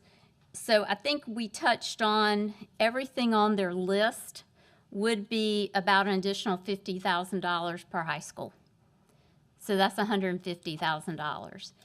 I looked at, and I jotted down as they were going through it again, one thing that definitely struck us is that there's an immediate need for some additional assistance for these teams that are traveling with only one coach.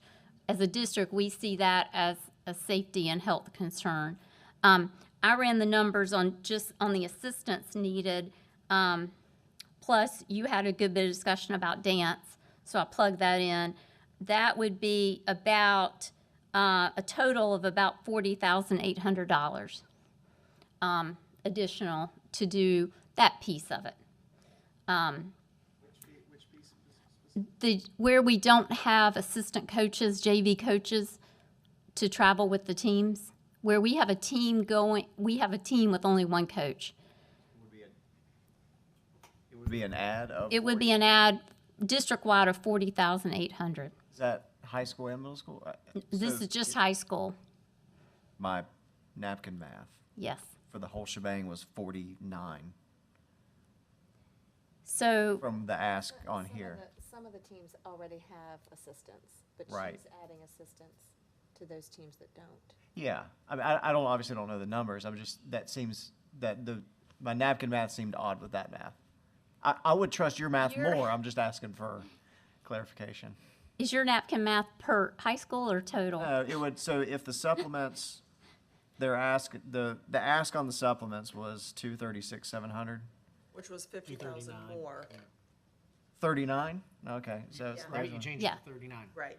But it was 50,000 or less. Yes. And it was 187,750 currently. For a difference, napkin math, 50G. We'll round up, Correct. okay? But I'm just saying, for all three high schools combined, if just the assistants needed, just the assistants and dance total would be about 40,000. So out of the 50 that's needed, roughly 40 is new assistants. No, 50 times 3, which is 150, Plus Times another three. 40. That was the, Yes. that was a per high school amount? Correct. Because it said it was a district number. If you go back to the slide, it's a Yeah, that was the district number. total. So the total current high school supplements are 254,500 I'll make per sure- high school, per high school. I took out band, so the per high school athletics is 189,250. They're asking for 236,700. Do you have any guesstimate of what the additional days would cost us? I do not. I do not. And the additional days would be something that I would think as administration, we need to have some more discussion about, based on what I just said about what's the real intent of what this is to cover. And like we do everything, we want to kind of bring it to you in highest priority order. I'm just sharing from our initial meeting with them, we also agreed that it is a high priority, the safety issue. So the numbers that were on those slides is a per high school number, not a Correct, district number. correct. So it's, What's just 50 for per. Newark and Clover? Right, we only have one high I'm school. not clear on the numbers. That's Okay, what and maybe I we can, could clarify that I later. can send you something with absolute numbers and share that. I just wanted to kind of share too, as you're thinking about this, you know, and your desire to do some of the recommendations, do we go to the general fund, which we currently do not have, other than the athletic insurance, we do not have anything in the proposal for next year, because we are focused on the teacher salary scale, quite honestly. And you had this information before the administration made its recommendation? Yes, I did. But once again, we're trying to cover the big fish right now. And I'm going to share kind of where we are with that as well. But I do want you just to be thinking about where we are with athletic fees. York and Clover do not have an athletic fee. Rock Hill has a flat $75 fee. We have a $100 fee per sport that we have had for a good while. I ran some numbers. I asked the three of them the question. I said, would your parent base support an increase in the fee? And all three of them said, yes, I do not think that's a problem. And I can assure the district that no student would not be able to participate because of the fee, that it could be covered either through scholarships or other activity funds. So we had a discussion about that. I'm sharing this for information. You know, we're trying to think of all options here for revenue, new revenue. So you asked the question, they share with me also about the number of athletes, and I asked them to also share with me how many play one sport, two sports, or three sports. And so I ran the numbers on that, and we currently have district-wide, we have about 1,800 athletes that play one sport. We have about 348 that play two, and we have 36 that play three sports. So I ran the numbers, and we talked about some options with this on if we increased the $100 fee for sport number one to $125. But if you play two sports, you keep it at $100 for the second sport. So you would only pay the $125 once. If you play sport number two, you pay $100. And if you play three sports, you do not pay an additional fee for the third sport. It is basically free for those 36 students. So looking at where we are at our current levels of participation, that would generate about $42,000 of revenue. And you needed So- 40,800. I did. That's just it really is a coincidence. I don't think you planned that. I did not. I honestly did not plan that. But I was thinking, if you pick up 42,000 this way, you pick up 65,000 out of, if we do fund the athletic insurance, that's $100,000 we could put into the athletics program and decide basically the priority usage of that. Or we could go to the general fund with, additional monies allocated for athletics. Where would administration put this? Would this be in the next category we would look at? Well, I wanted to hear your input tonight, and that's why I felt like it's important for them to come and share, their goals for their program and where they thought we needed to be to recruit coaches and retain coaches, just like we retain teachers. I wanted to hear your input, and then we will regroup and discuss it, and come back to you possibly with the recommendation, if that's okay. So this is one question that every year I seem like I don't have the same answer. So if I'm coaching a sport and I have a player that cannot pay this fee, does that fee come from my sport fund, or does it come from the general high school, middle school athletic fund? I think it could come from either. Would y'all like to share? Cloud Ridge and Fort Mill both have their ABC accounts. They have set aside scholarship money for their ABC accounts. I'm currently working with my booster club to do the same thing, so that we can provide those funds for students. But we have also paid for them out of our activities fees. I do not let any student not play. No. Even if it comes out of my money from ticket sales or whatever, I'm going to pay for that kid's money. But it also doesn't come out from that sports? No. Okay, from that particular sport, okay. It will come either out of my earned money through the school or from the athletic booster club. Perfect, perfect. The other piece of this that I wanted to share with you is that if you remember, we're going to talk about the possible uses of year-end transfer. Last year, I asked you to supplement athletics because we were going to be in a deficit of, remember, we moved 65,000. Looking at that preliminary numbers, I think I could still be in that situation this year. What happened is when you open an additional high school, when we opened Catawba Ridge, we took basically the same number of athletes with some adds, with growth, and we distributed over 3 high schools instead of 2, but we added this whole list of coaching supplements, the $254,500 that hit in 1 year, but we didn't gain that many students playing sports or in marching band yet. Right, because they just shifted from one school to Correct, another. correct. So we're still in that situation as well. But what I will probably do is later this summer, after I look at the final June numbers, and if we have additional revenue over budget, sometimes I come back and say, will you do a second approval? You would probably see that on the list, on the second list. We also could use any additional revenue if you want to put it into athletics to do some of these items that they've presented, and then we would know we have to build it into the 23-24 budget in recurring dollars, is an idea that I had about that as well.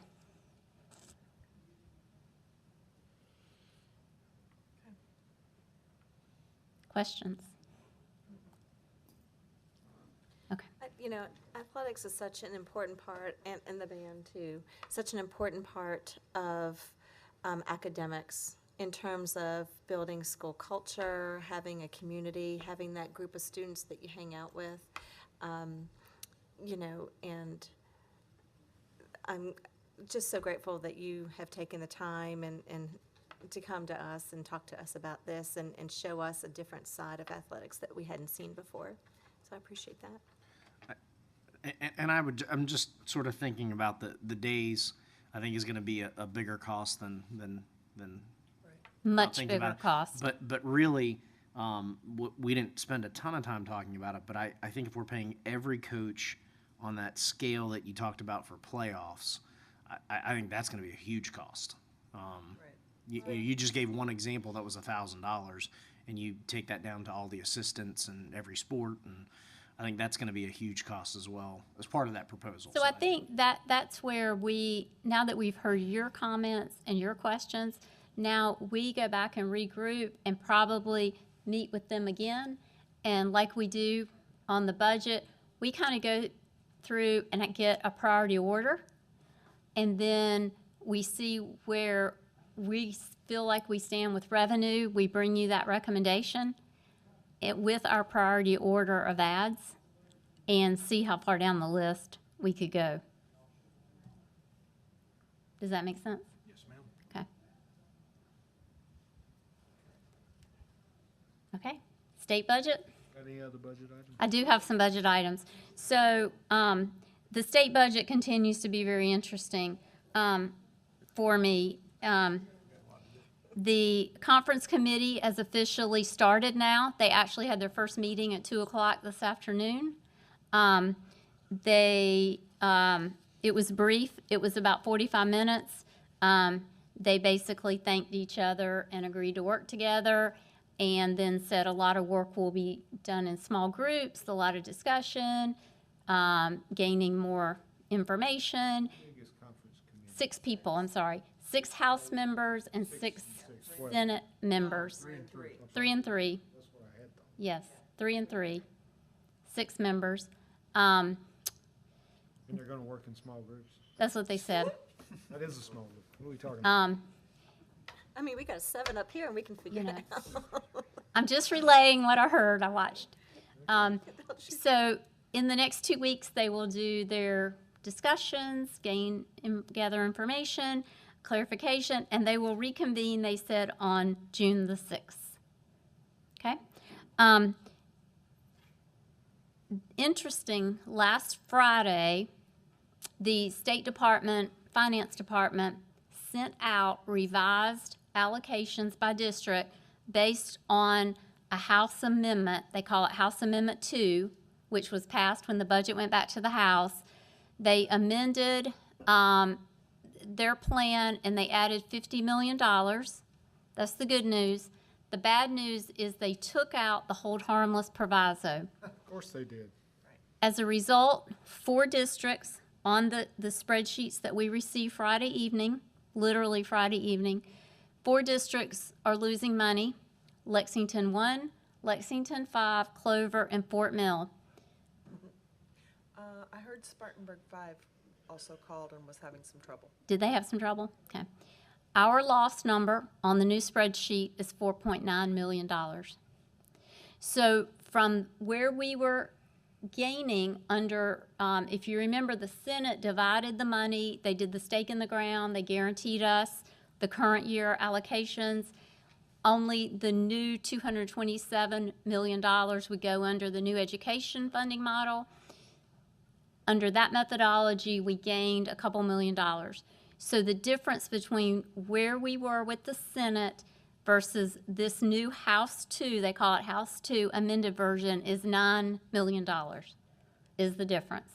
So we immediately started coming up with the plan. We met with Representative Gary Simrell yesterday afternoon. Ms. Branning, Ms. Spears, Dr. Epps, and myself met with him. Very helpful. He truly did not have an understanding of the impact of this on us. So we felt very good about our conversations with him. We followed up. He asked us to follow up with an email with some of this in writing this morning, which we did, that he can then send to his staffers. He also reached back out and shared that he knows how to correct the hold harmless problem. I also had a call today with Debbie Elmore with South Carolina School Boards Association. She has had conversations with people, staffers who are involved, and they said that was a mistake and that will be corrected.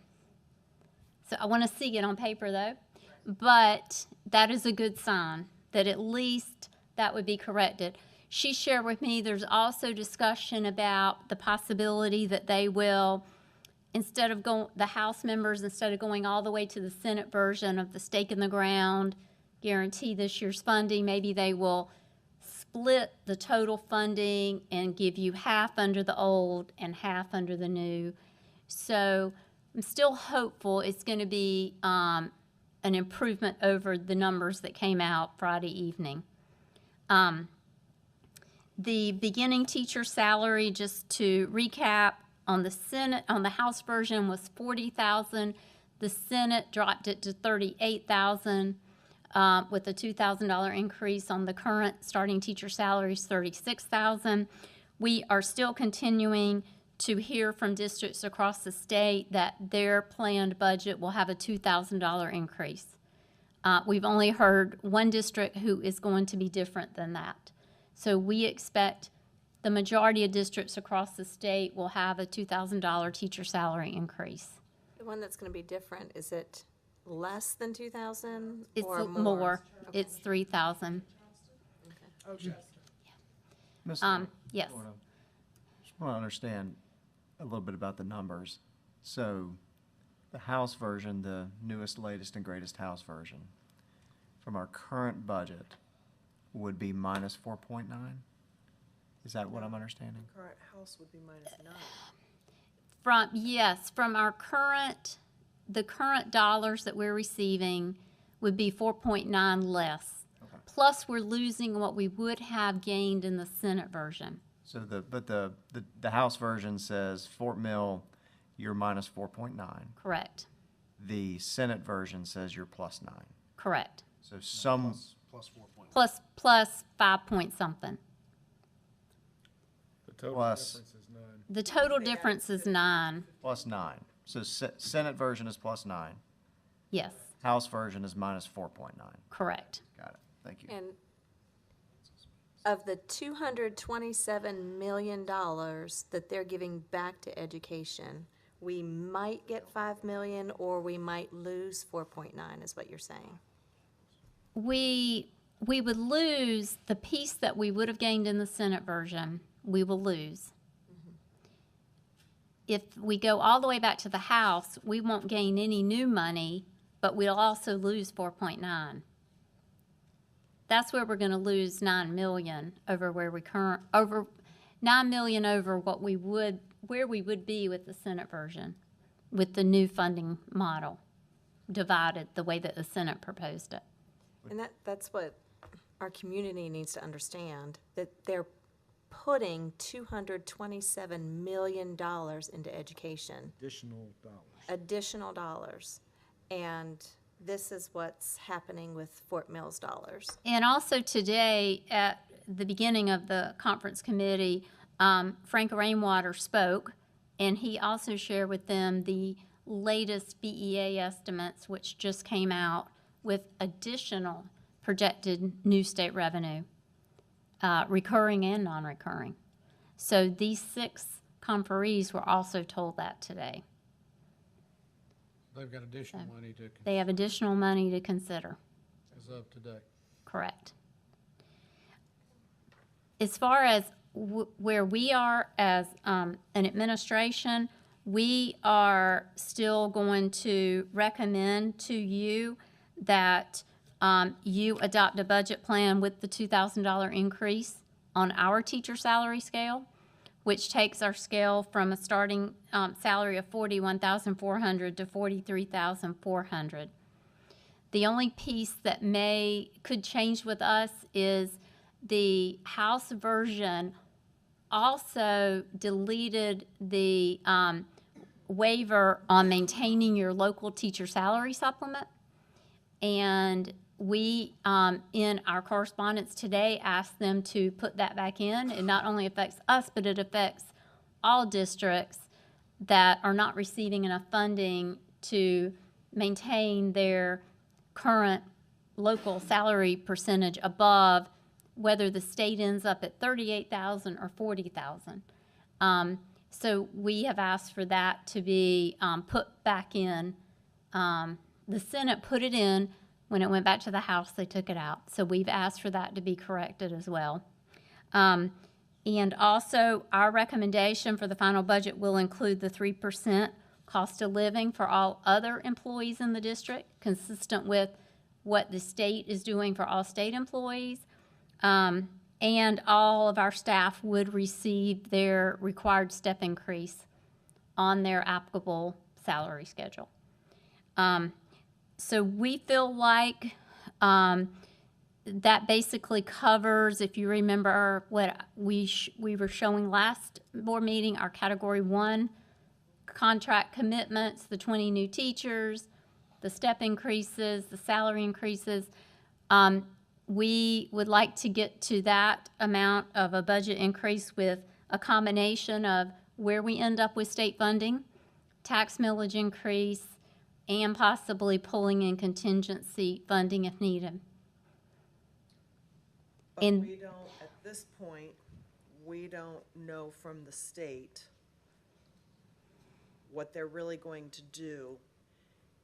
And if we were to adopt the budget, which would be Category 1 and Category 2, we could, in theory, take out all of the contingency money that is in place if it went to what we will call House 2 currently. If it went to House 2, you would have to increase the tax millage, the maximum 21 mills, and you would have to pull $7.2 million out of contingency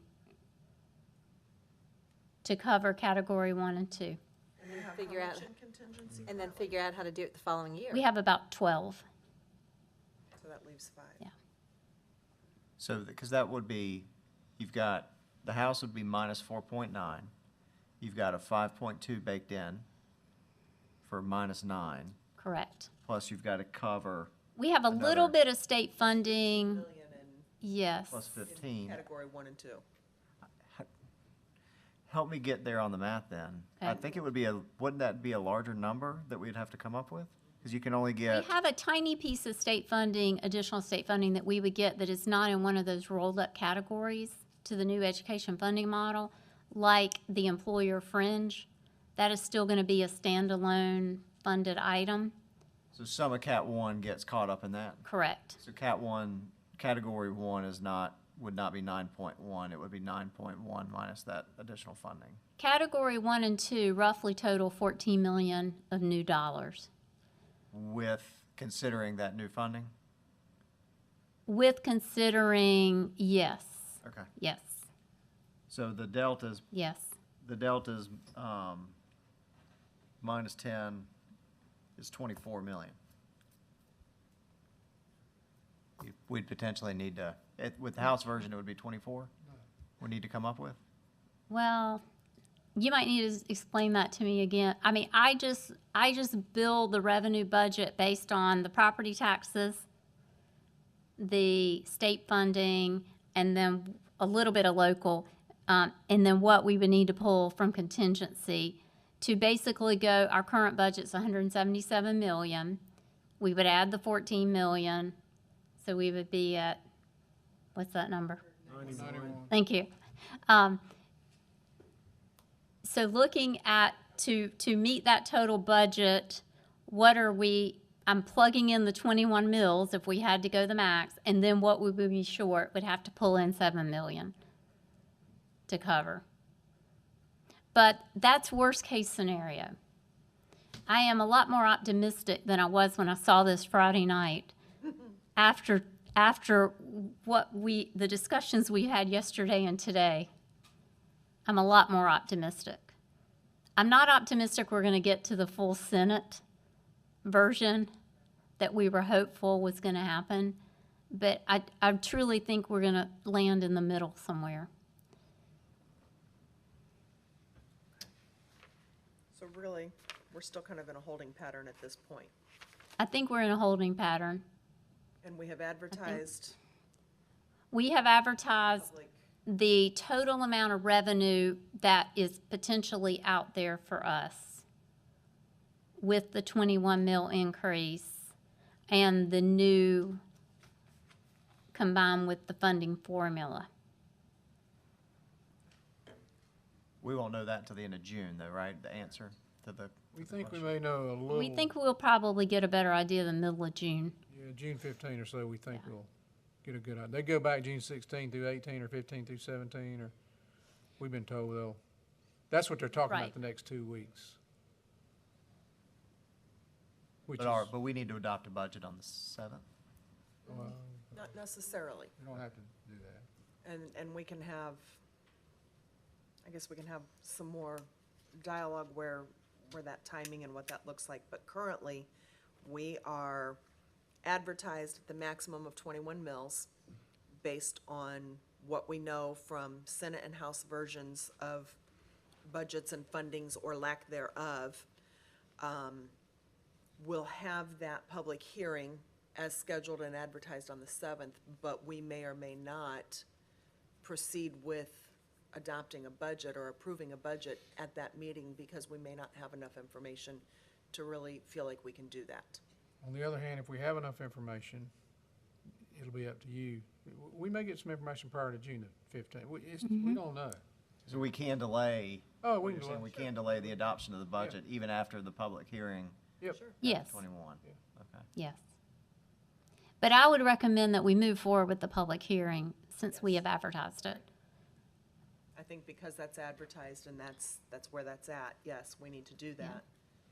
And then as we learn more, it'll be a 12th hour decision and go from there. Yeah, a lot of districts are rolling the dice and adopting budgets, and then they'll go back and amend. You may not want to do that. So that's kind of the dilemma we'll face is, I guess it's according to how soon you get the information, your comfort level.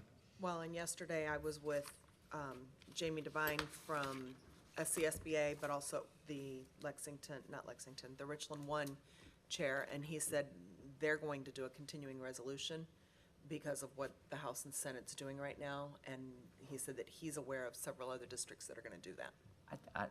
I can't say that's a bad idea. On one hand, with that much differential in revenue, and without our ability to get continuing revenue to cover those continuing expenses, I mean that's just a huge problem to cover.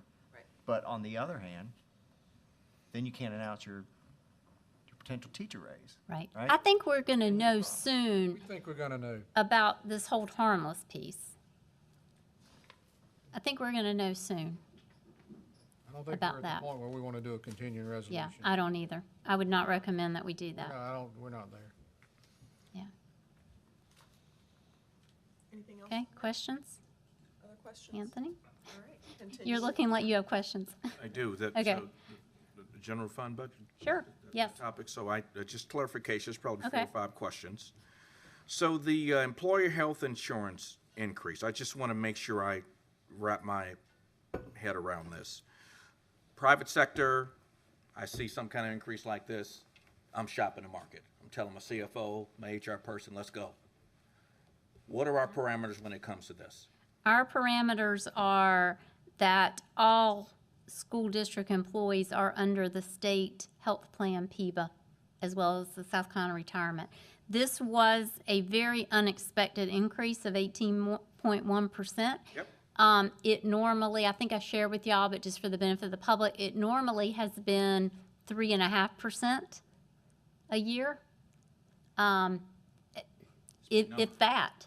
So we're not really sure what created such a large increase, other than, as we keep hearing about the state retirement fund being underfunded, I suspect they're seeing more and more claims come through on the health insurance side, and that is what's generating such a large increase in 1 year.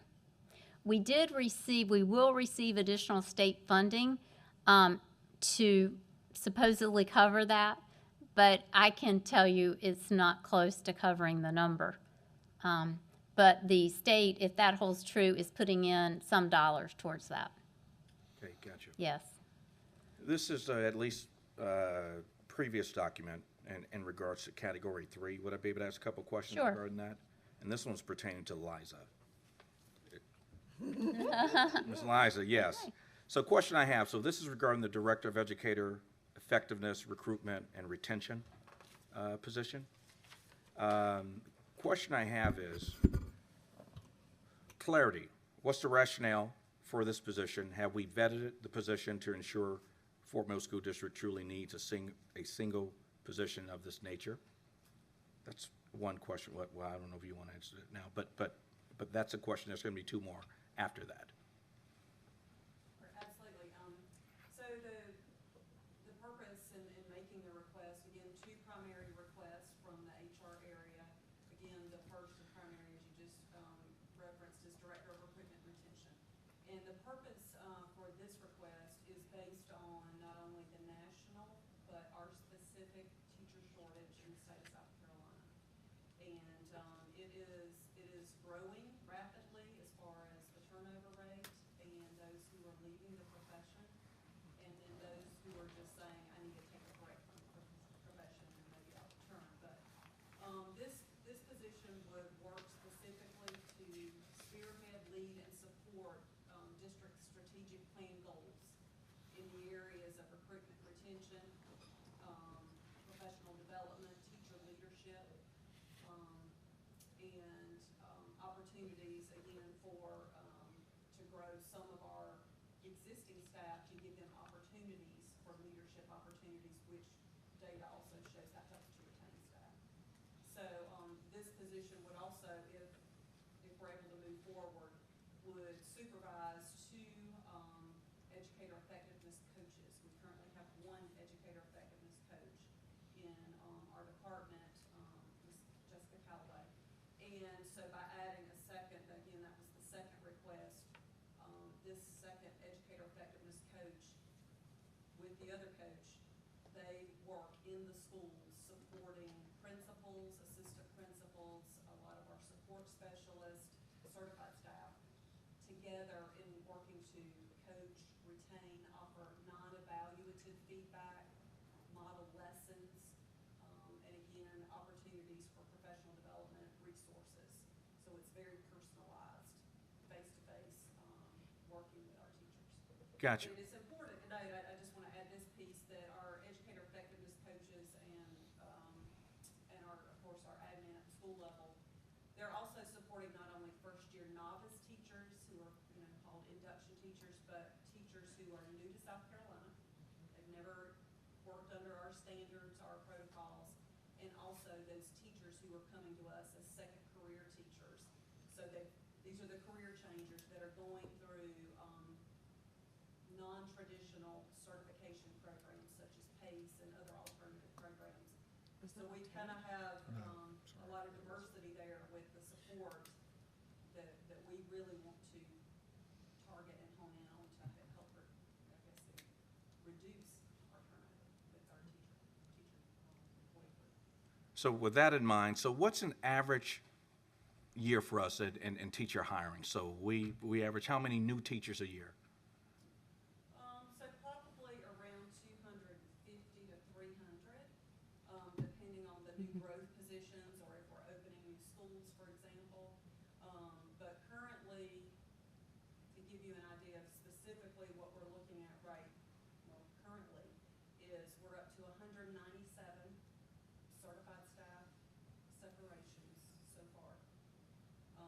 year, and we've hired approximately 163 to kind of, so we're, and every day, this is very unusual, but we are receiving additional requests, daily from teachers who want to be released to leave for various reasons. So you referenced on a page the percentage of turnover rate. How's it 5-year versus, let's say, the last 2 years? So we've probably been steady between 8 and 9% turnover rate in the last 3 to 5 years, and I would say we're trending last year and this year 9.5, 10. Okay. And then we'll see how it goes. Thank you. That's very good information. Another question here. Sure. This is still in category 3. Okay. This is just curious here. Maintenance, additional lawn care staff. I see 2, but I want to understand the methodology between, what was the methodology in deciding 2, why not 1, why not 5?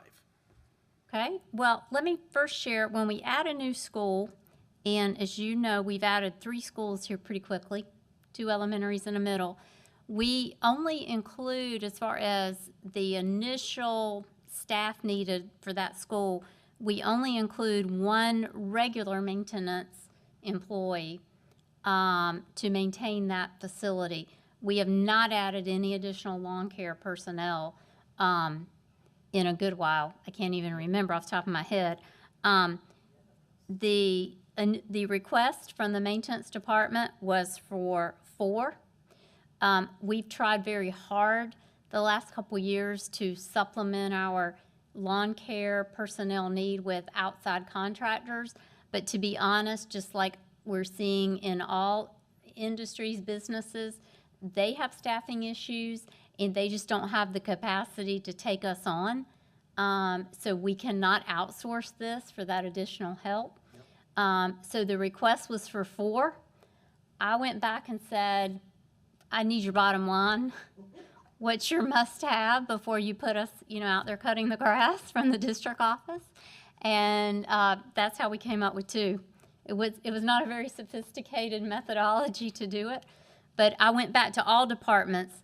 The things that are on category 1 and 2, I went back and said, I need your bottom line ad to maintain some reasonable level of service or to be in compliance with some contract or state standards. Got it. So here's my observation in general, just as a culture, and this is what I've heard over the last year and a half. I hear some proudly state we operate lean. And in many instances, I believe lean can translate into being reactive rather than proactive.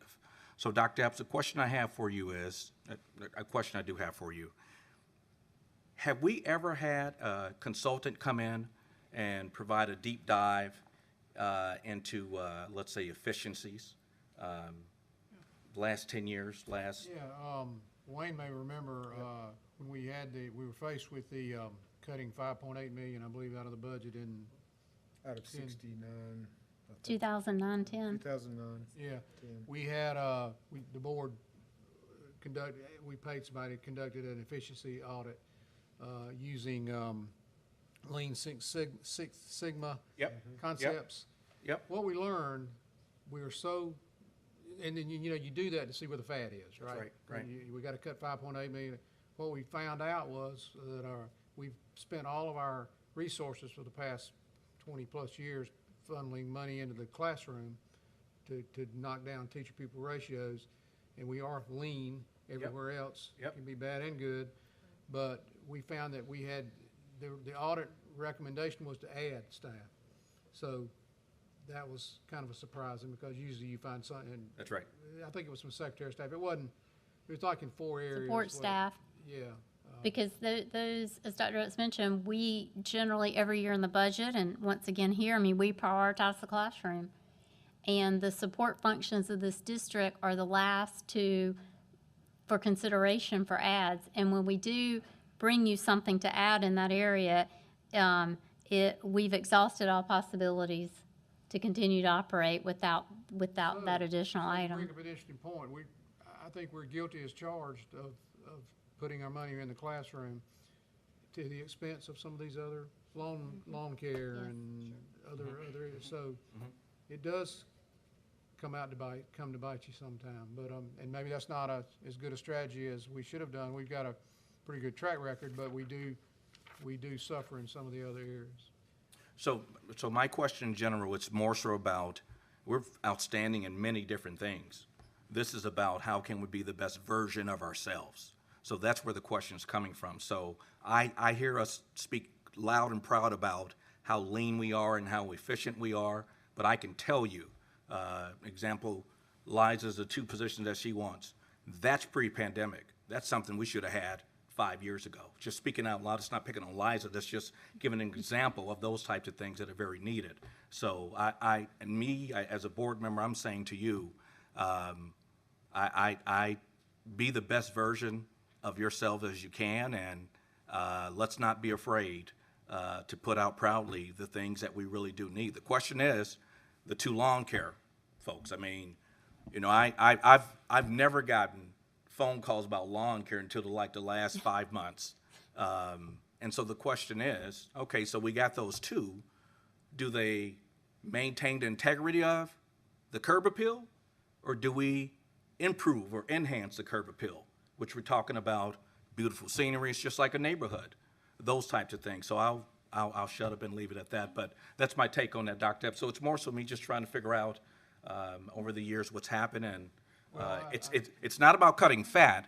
It's me basically saying, how can we right-size the operation? And I think we agree with you from an administrative standpoint. The tricky part for you as board members are, when we put all this out there, it's going to cost the 21 mills. It's going to cost the max each year.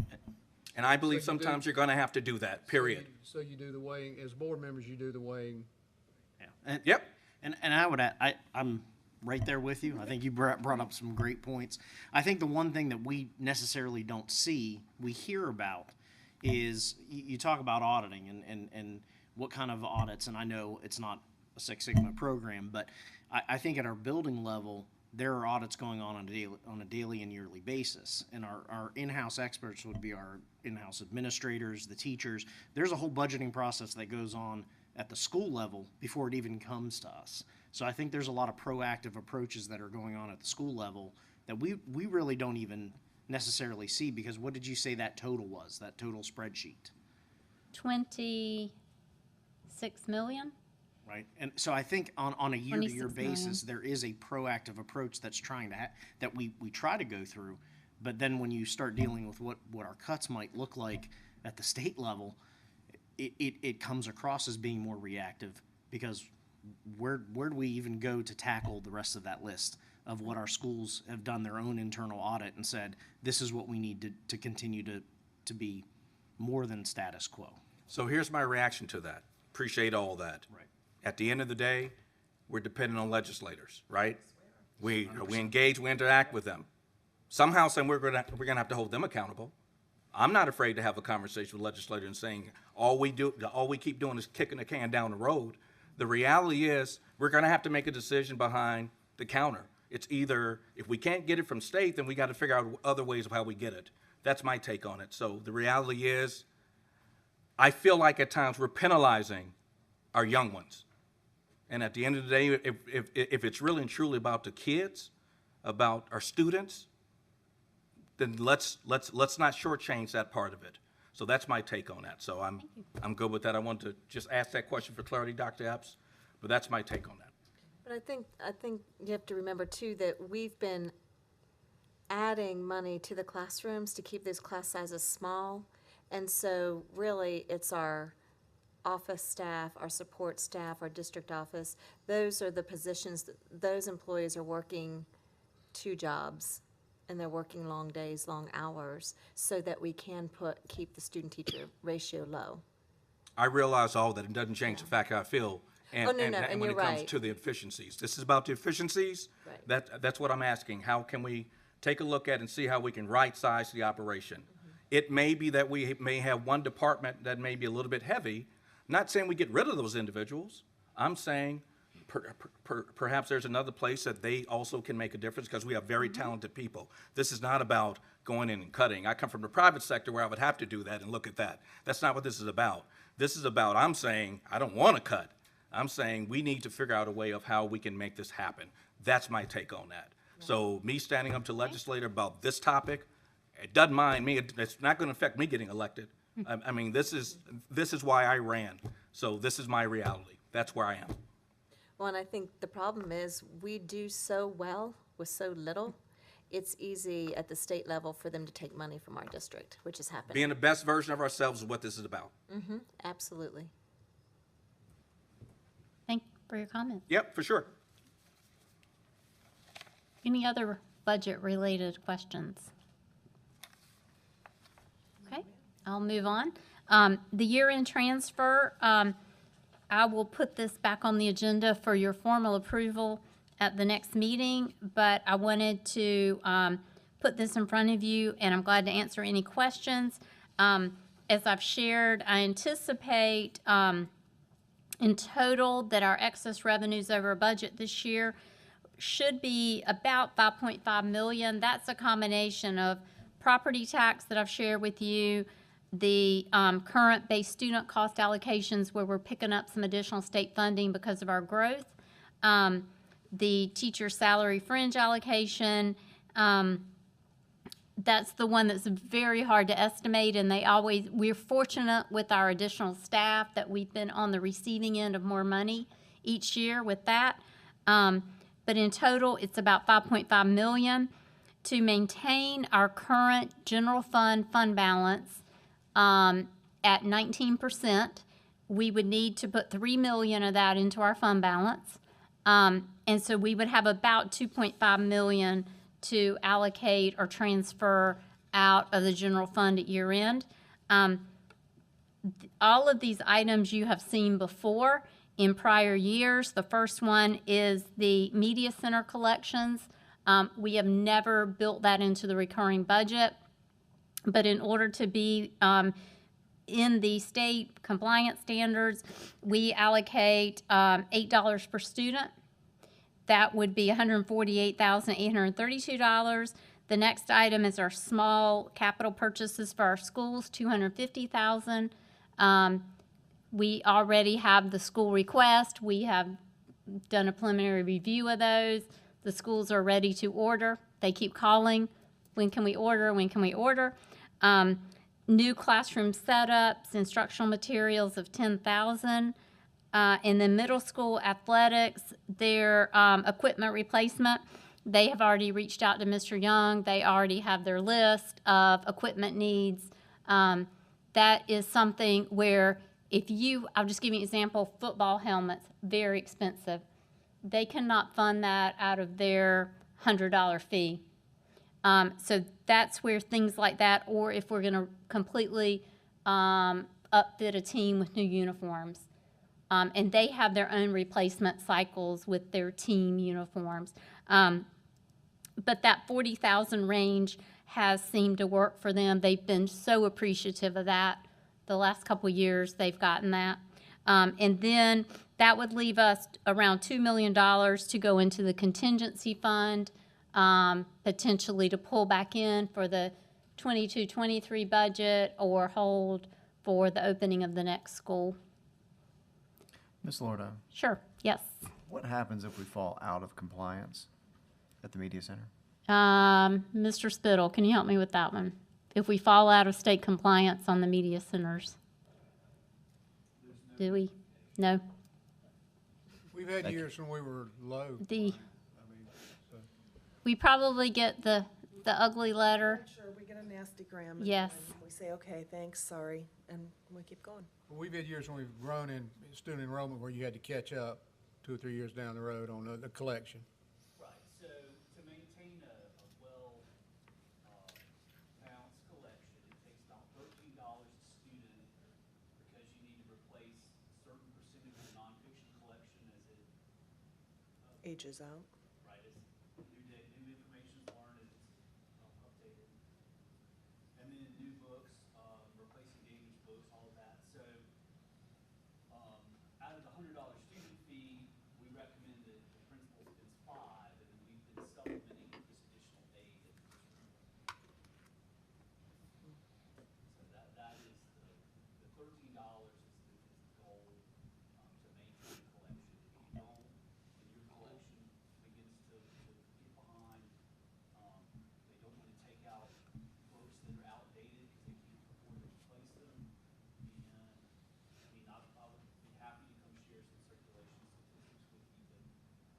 We I remember one chart that Mr. Spittle shown in a prior year. I mean, we barely meet the standard. Like, there's different ranges of meeting or exceeding. We're like barely staying right there.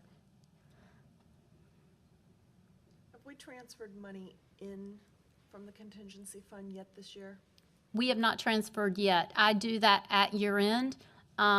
Once I see what the final revenue numbers are, I'll look at I'll also look at the expenditures. Just as a reminder, you approved the dual modality payment. We just made the second payment to teachers on their May paycheck. And so the two payments combined cost $1.8 million. So I am going to evaluate that and see where I think our total bottom line, and then make a determination. I can probably report back to you, but I really need to see like the final tax numbers. I need to see the full picture. So I wait until year end to actually pull that in, or pull in an amount that we need to meet our increase in the fund balance. Questions? No, ma'am. Okay, if you have any comments before the next meeting, please just reach out to me.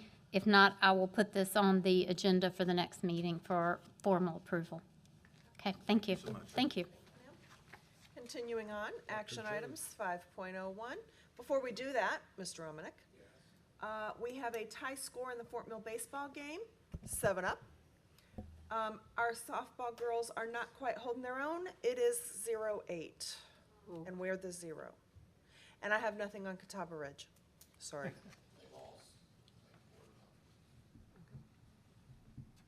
Go out in the hall. Not what we wanted to hear. Mr. Romanek, your turn. Good evening. Good evening. Hello. So I'm here to ask for 8 additional lawn care folks. I really asked the In all seriousness, no, I'm here to discuss the architectural engineering services request for proposals that we went through the other day. And in your board packet, you have the methodology behind it and such, and I'll go briefly through the process. First, starting with the process soliciting the firms to respond to our RFP for the services. We received responses from 14 firms. Those firms were solicited through a South Carolina Business Opportunity electronic publication that we have to go through when there's X amount of dollars involved. I reached out to most of the firms because we've dealt with a lot of firms over the years, looked at firms that were going to be a good fit for us, be able to do the job. So those 14 firms that responded, any one of them could have done the job. So it was terrible when I had to give them bad news over the last 2 days because I have personal relationships after building them after so many years. But again, I told each one of them that they could have done the job. But we had a committee that we put together of a various cross-cut of folks throughout the district, including myself, 2 or 3 middle school principals who have lived in Pleasant Knoll or Forest Creek. We had Leanne for part of it. We've had a procurement official and a couple others, our elementary ed folks. So it was a good cross-cut.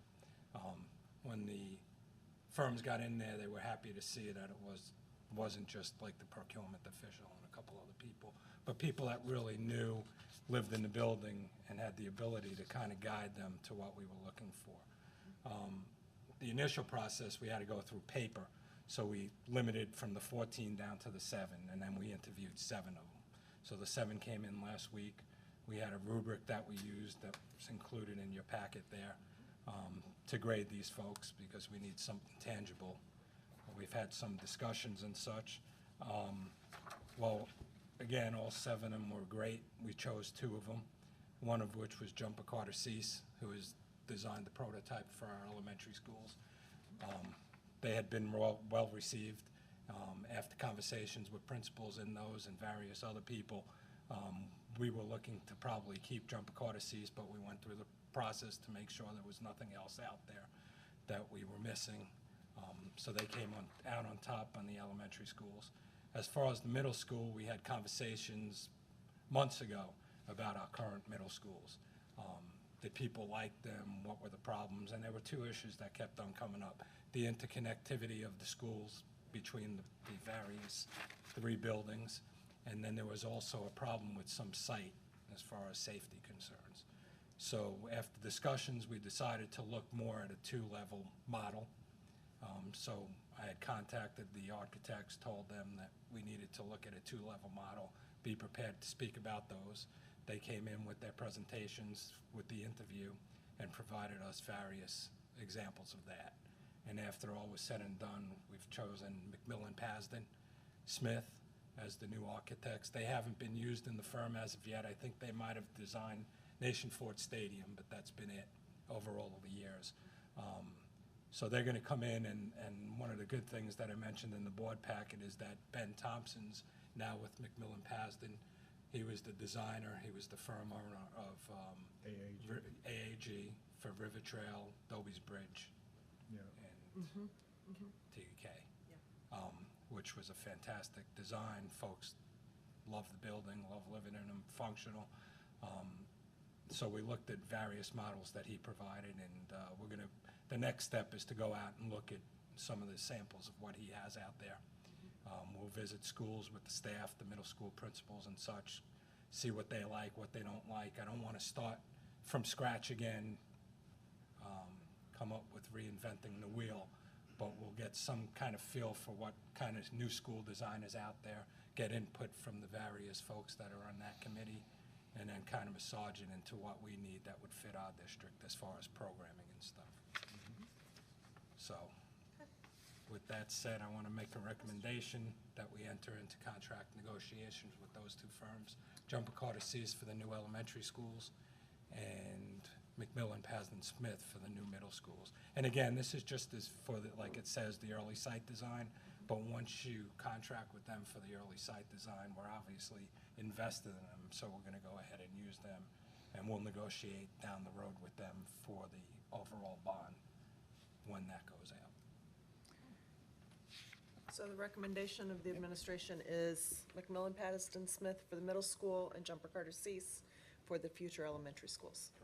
All right, I'd like a motion. Yeah, I'd like to make a recommendation that we accept the administration's recommendation to enter into negotiations to provide architect engineer services with both Jumper Carter Cease for elementary schools 12 and 13 and McMillan Pasden Smith for middle school 7.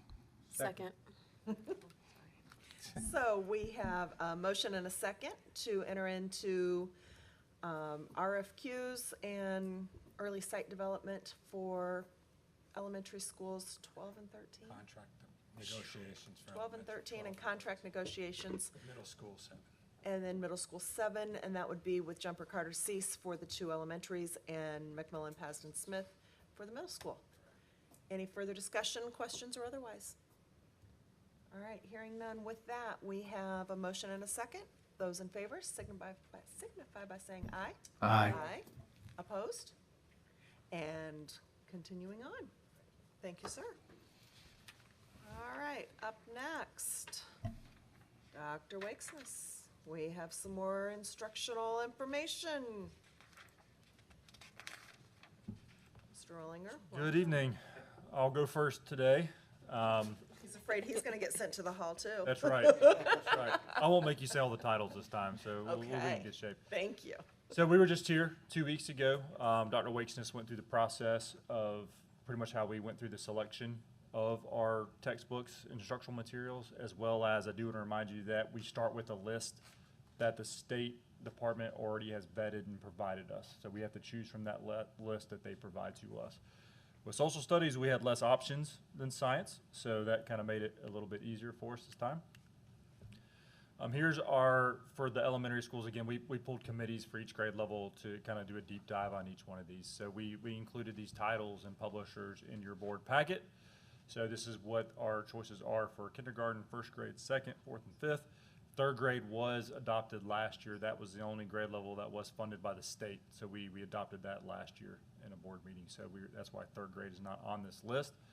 And also, only one vendor provided us an option for all 5 grade levels that were up for adoption. That was not at the top of our list, so that's why you see different from science, so that we do have 3 different options here that we're going to be recommending for our elementary grade levels. And I believe, do you have any questions about those options for elementary? And I know Dr. Wakeness has several through middle school and high school. We'll break them and do half and half. How about that? Sound great? I'd like to make a recommendation that we accept the administration's list as presented for the elementary social studies instructional materials and textbook selections for the 2022 adoption. And that's your motion, correct? That's my motion. Second. Okay, so we have a motion and a second to accept the recommendation of the administration for kindergarten, first grade, second grade, fourth grade, and fifth grade social studies materials. Any further questions? All right, seeing nothing, with that, those in favor signify by saying aye. Aye. And opposed? All right, we have elementary social studies. Thank you. Good evening. So just to go along with what Peter said, I'm going to present the middle and high school selections. A little bit additional information about the process. Our social studies standards changed. This year is a hybrid year, so the old standards and new standards next year will be full implementation of the new standards. So we were really excited to get books and approved for most of the social studies classes. Peter and I work with our grade level teachers on this. We do not have a social studies coordinator at the district level, so we were able to work with the teachers to select the books. This is a partial list, and then I have one more slide, but they're all in your packet. From 8th grade social studies to our different geography classes, macroeconomics, economics, the honors level courses, U.S. History, CP and Honors, U.S. History AP, and the U.S. Government CP and AP. So we were really excited to have a lot of books to get approved this year, so our teachers will have brand new textbooks next year if you guys approve them. So any questions at this time? I'd like to make a motion that we accept the administration's recommendation with the list as presented for the approval of 6th through 12th grade instructional materials. Second. Okay, so we have a motion and a second to accept the recommendation of the administration for 6th grade through 12th grade social studies materials. Any further questions or discussions? Just want to thank the committees that were put together to review this stuff. I know it's a lot of out of classroom work that is not supplemented in any way, shape, or form. So, yeah, so appreciate their work and effort. Yes, indeed. All right, so with that, those in favor signify by saying aye. Aye. And those opposed? And we have new social studies 6 through 12. Thank you. Thank you all. So with that, we are in need of executive session to receive personnel recommendations, to discuss legal issues, and to discuss contractual issues. I would love a motion. I would like to make a motion that we move to executive session. Thank you, sir. We are now in executive session. Thank you all for joining us. We'll see you same bat time, same bat place. Michelle, that's stressful. Making all those motions. I know it is. Don't you laugh?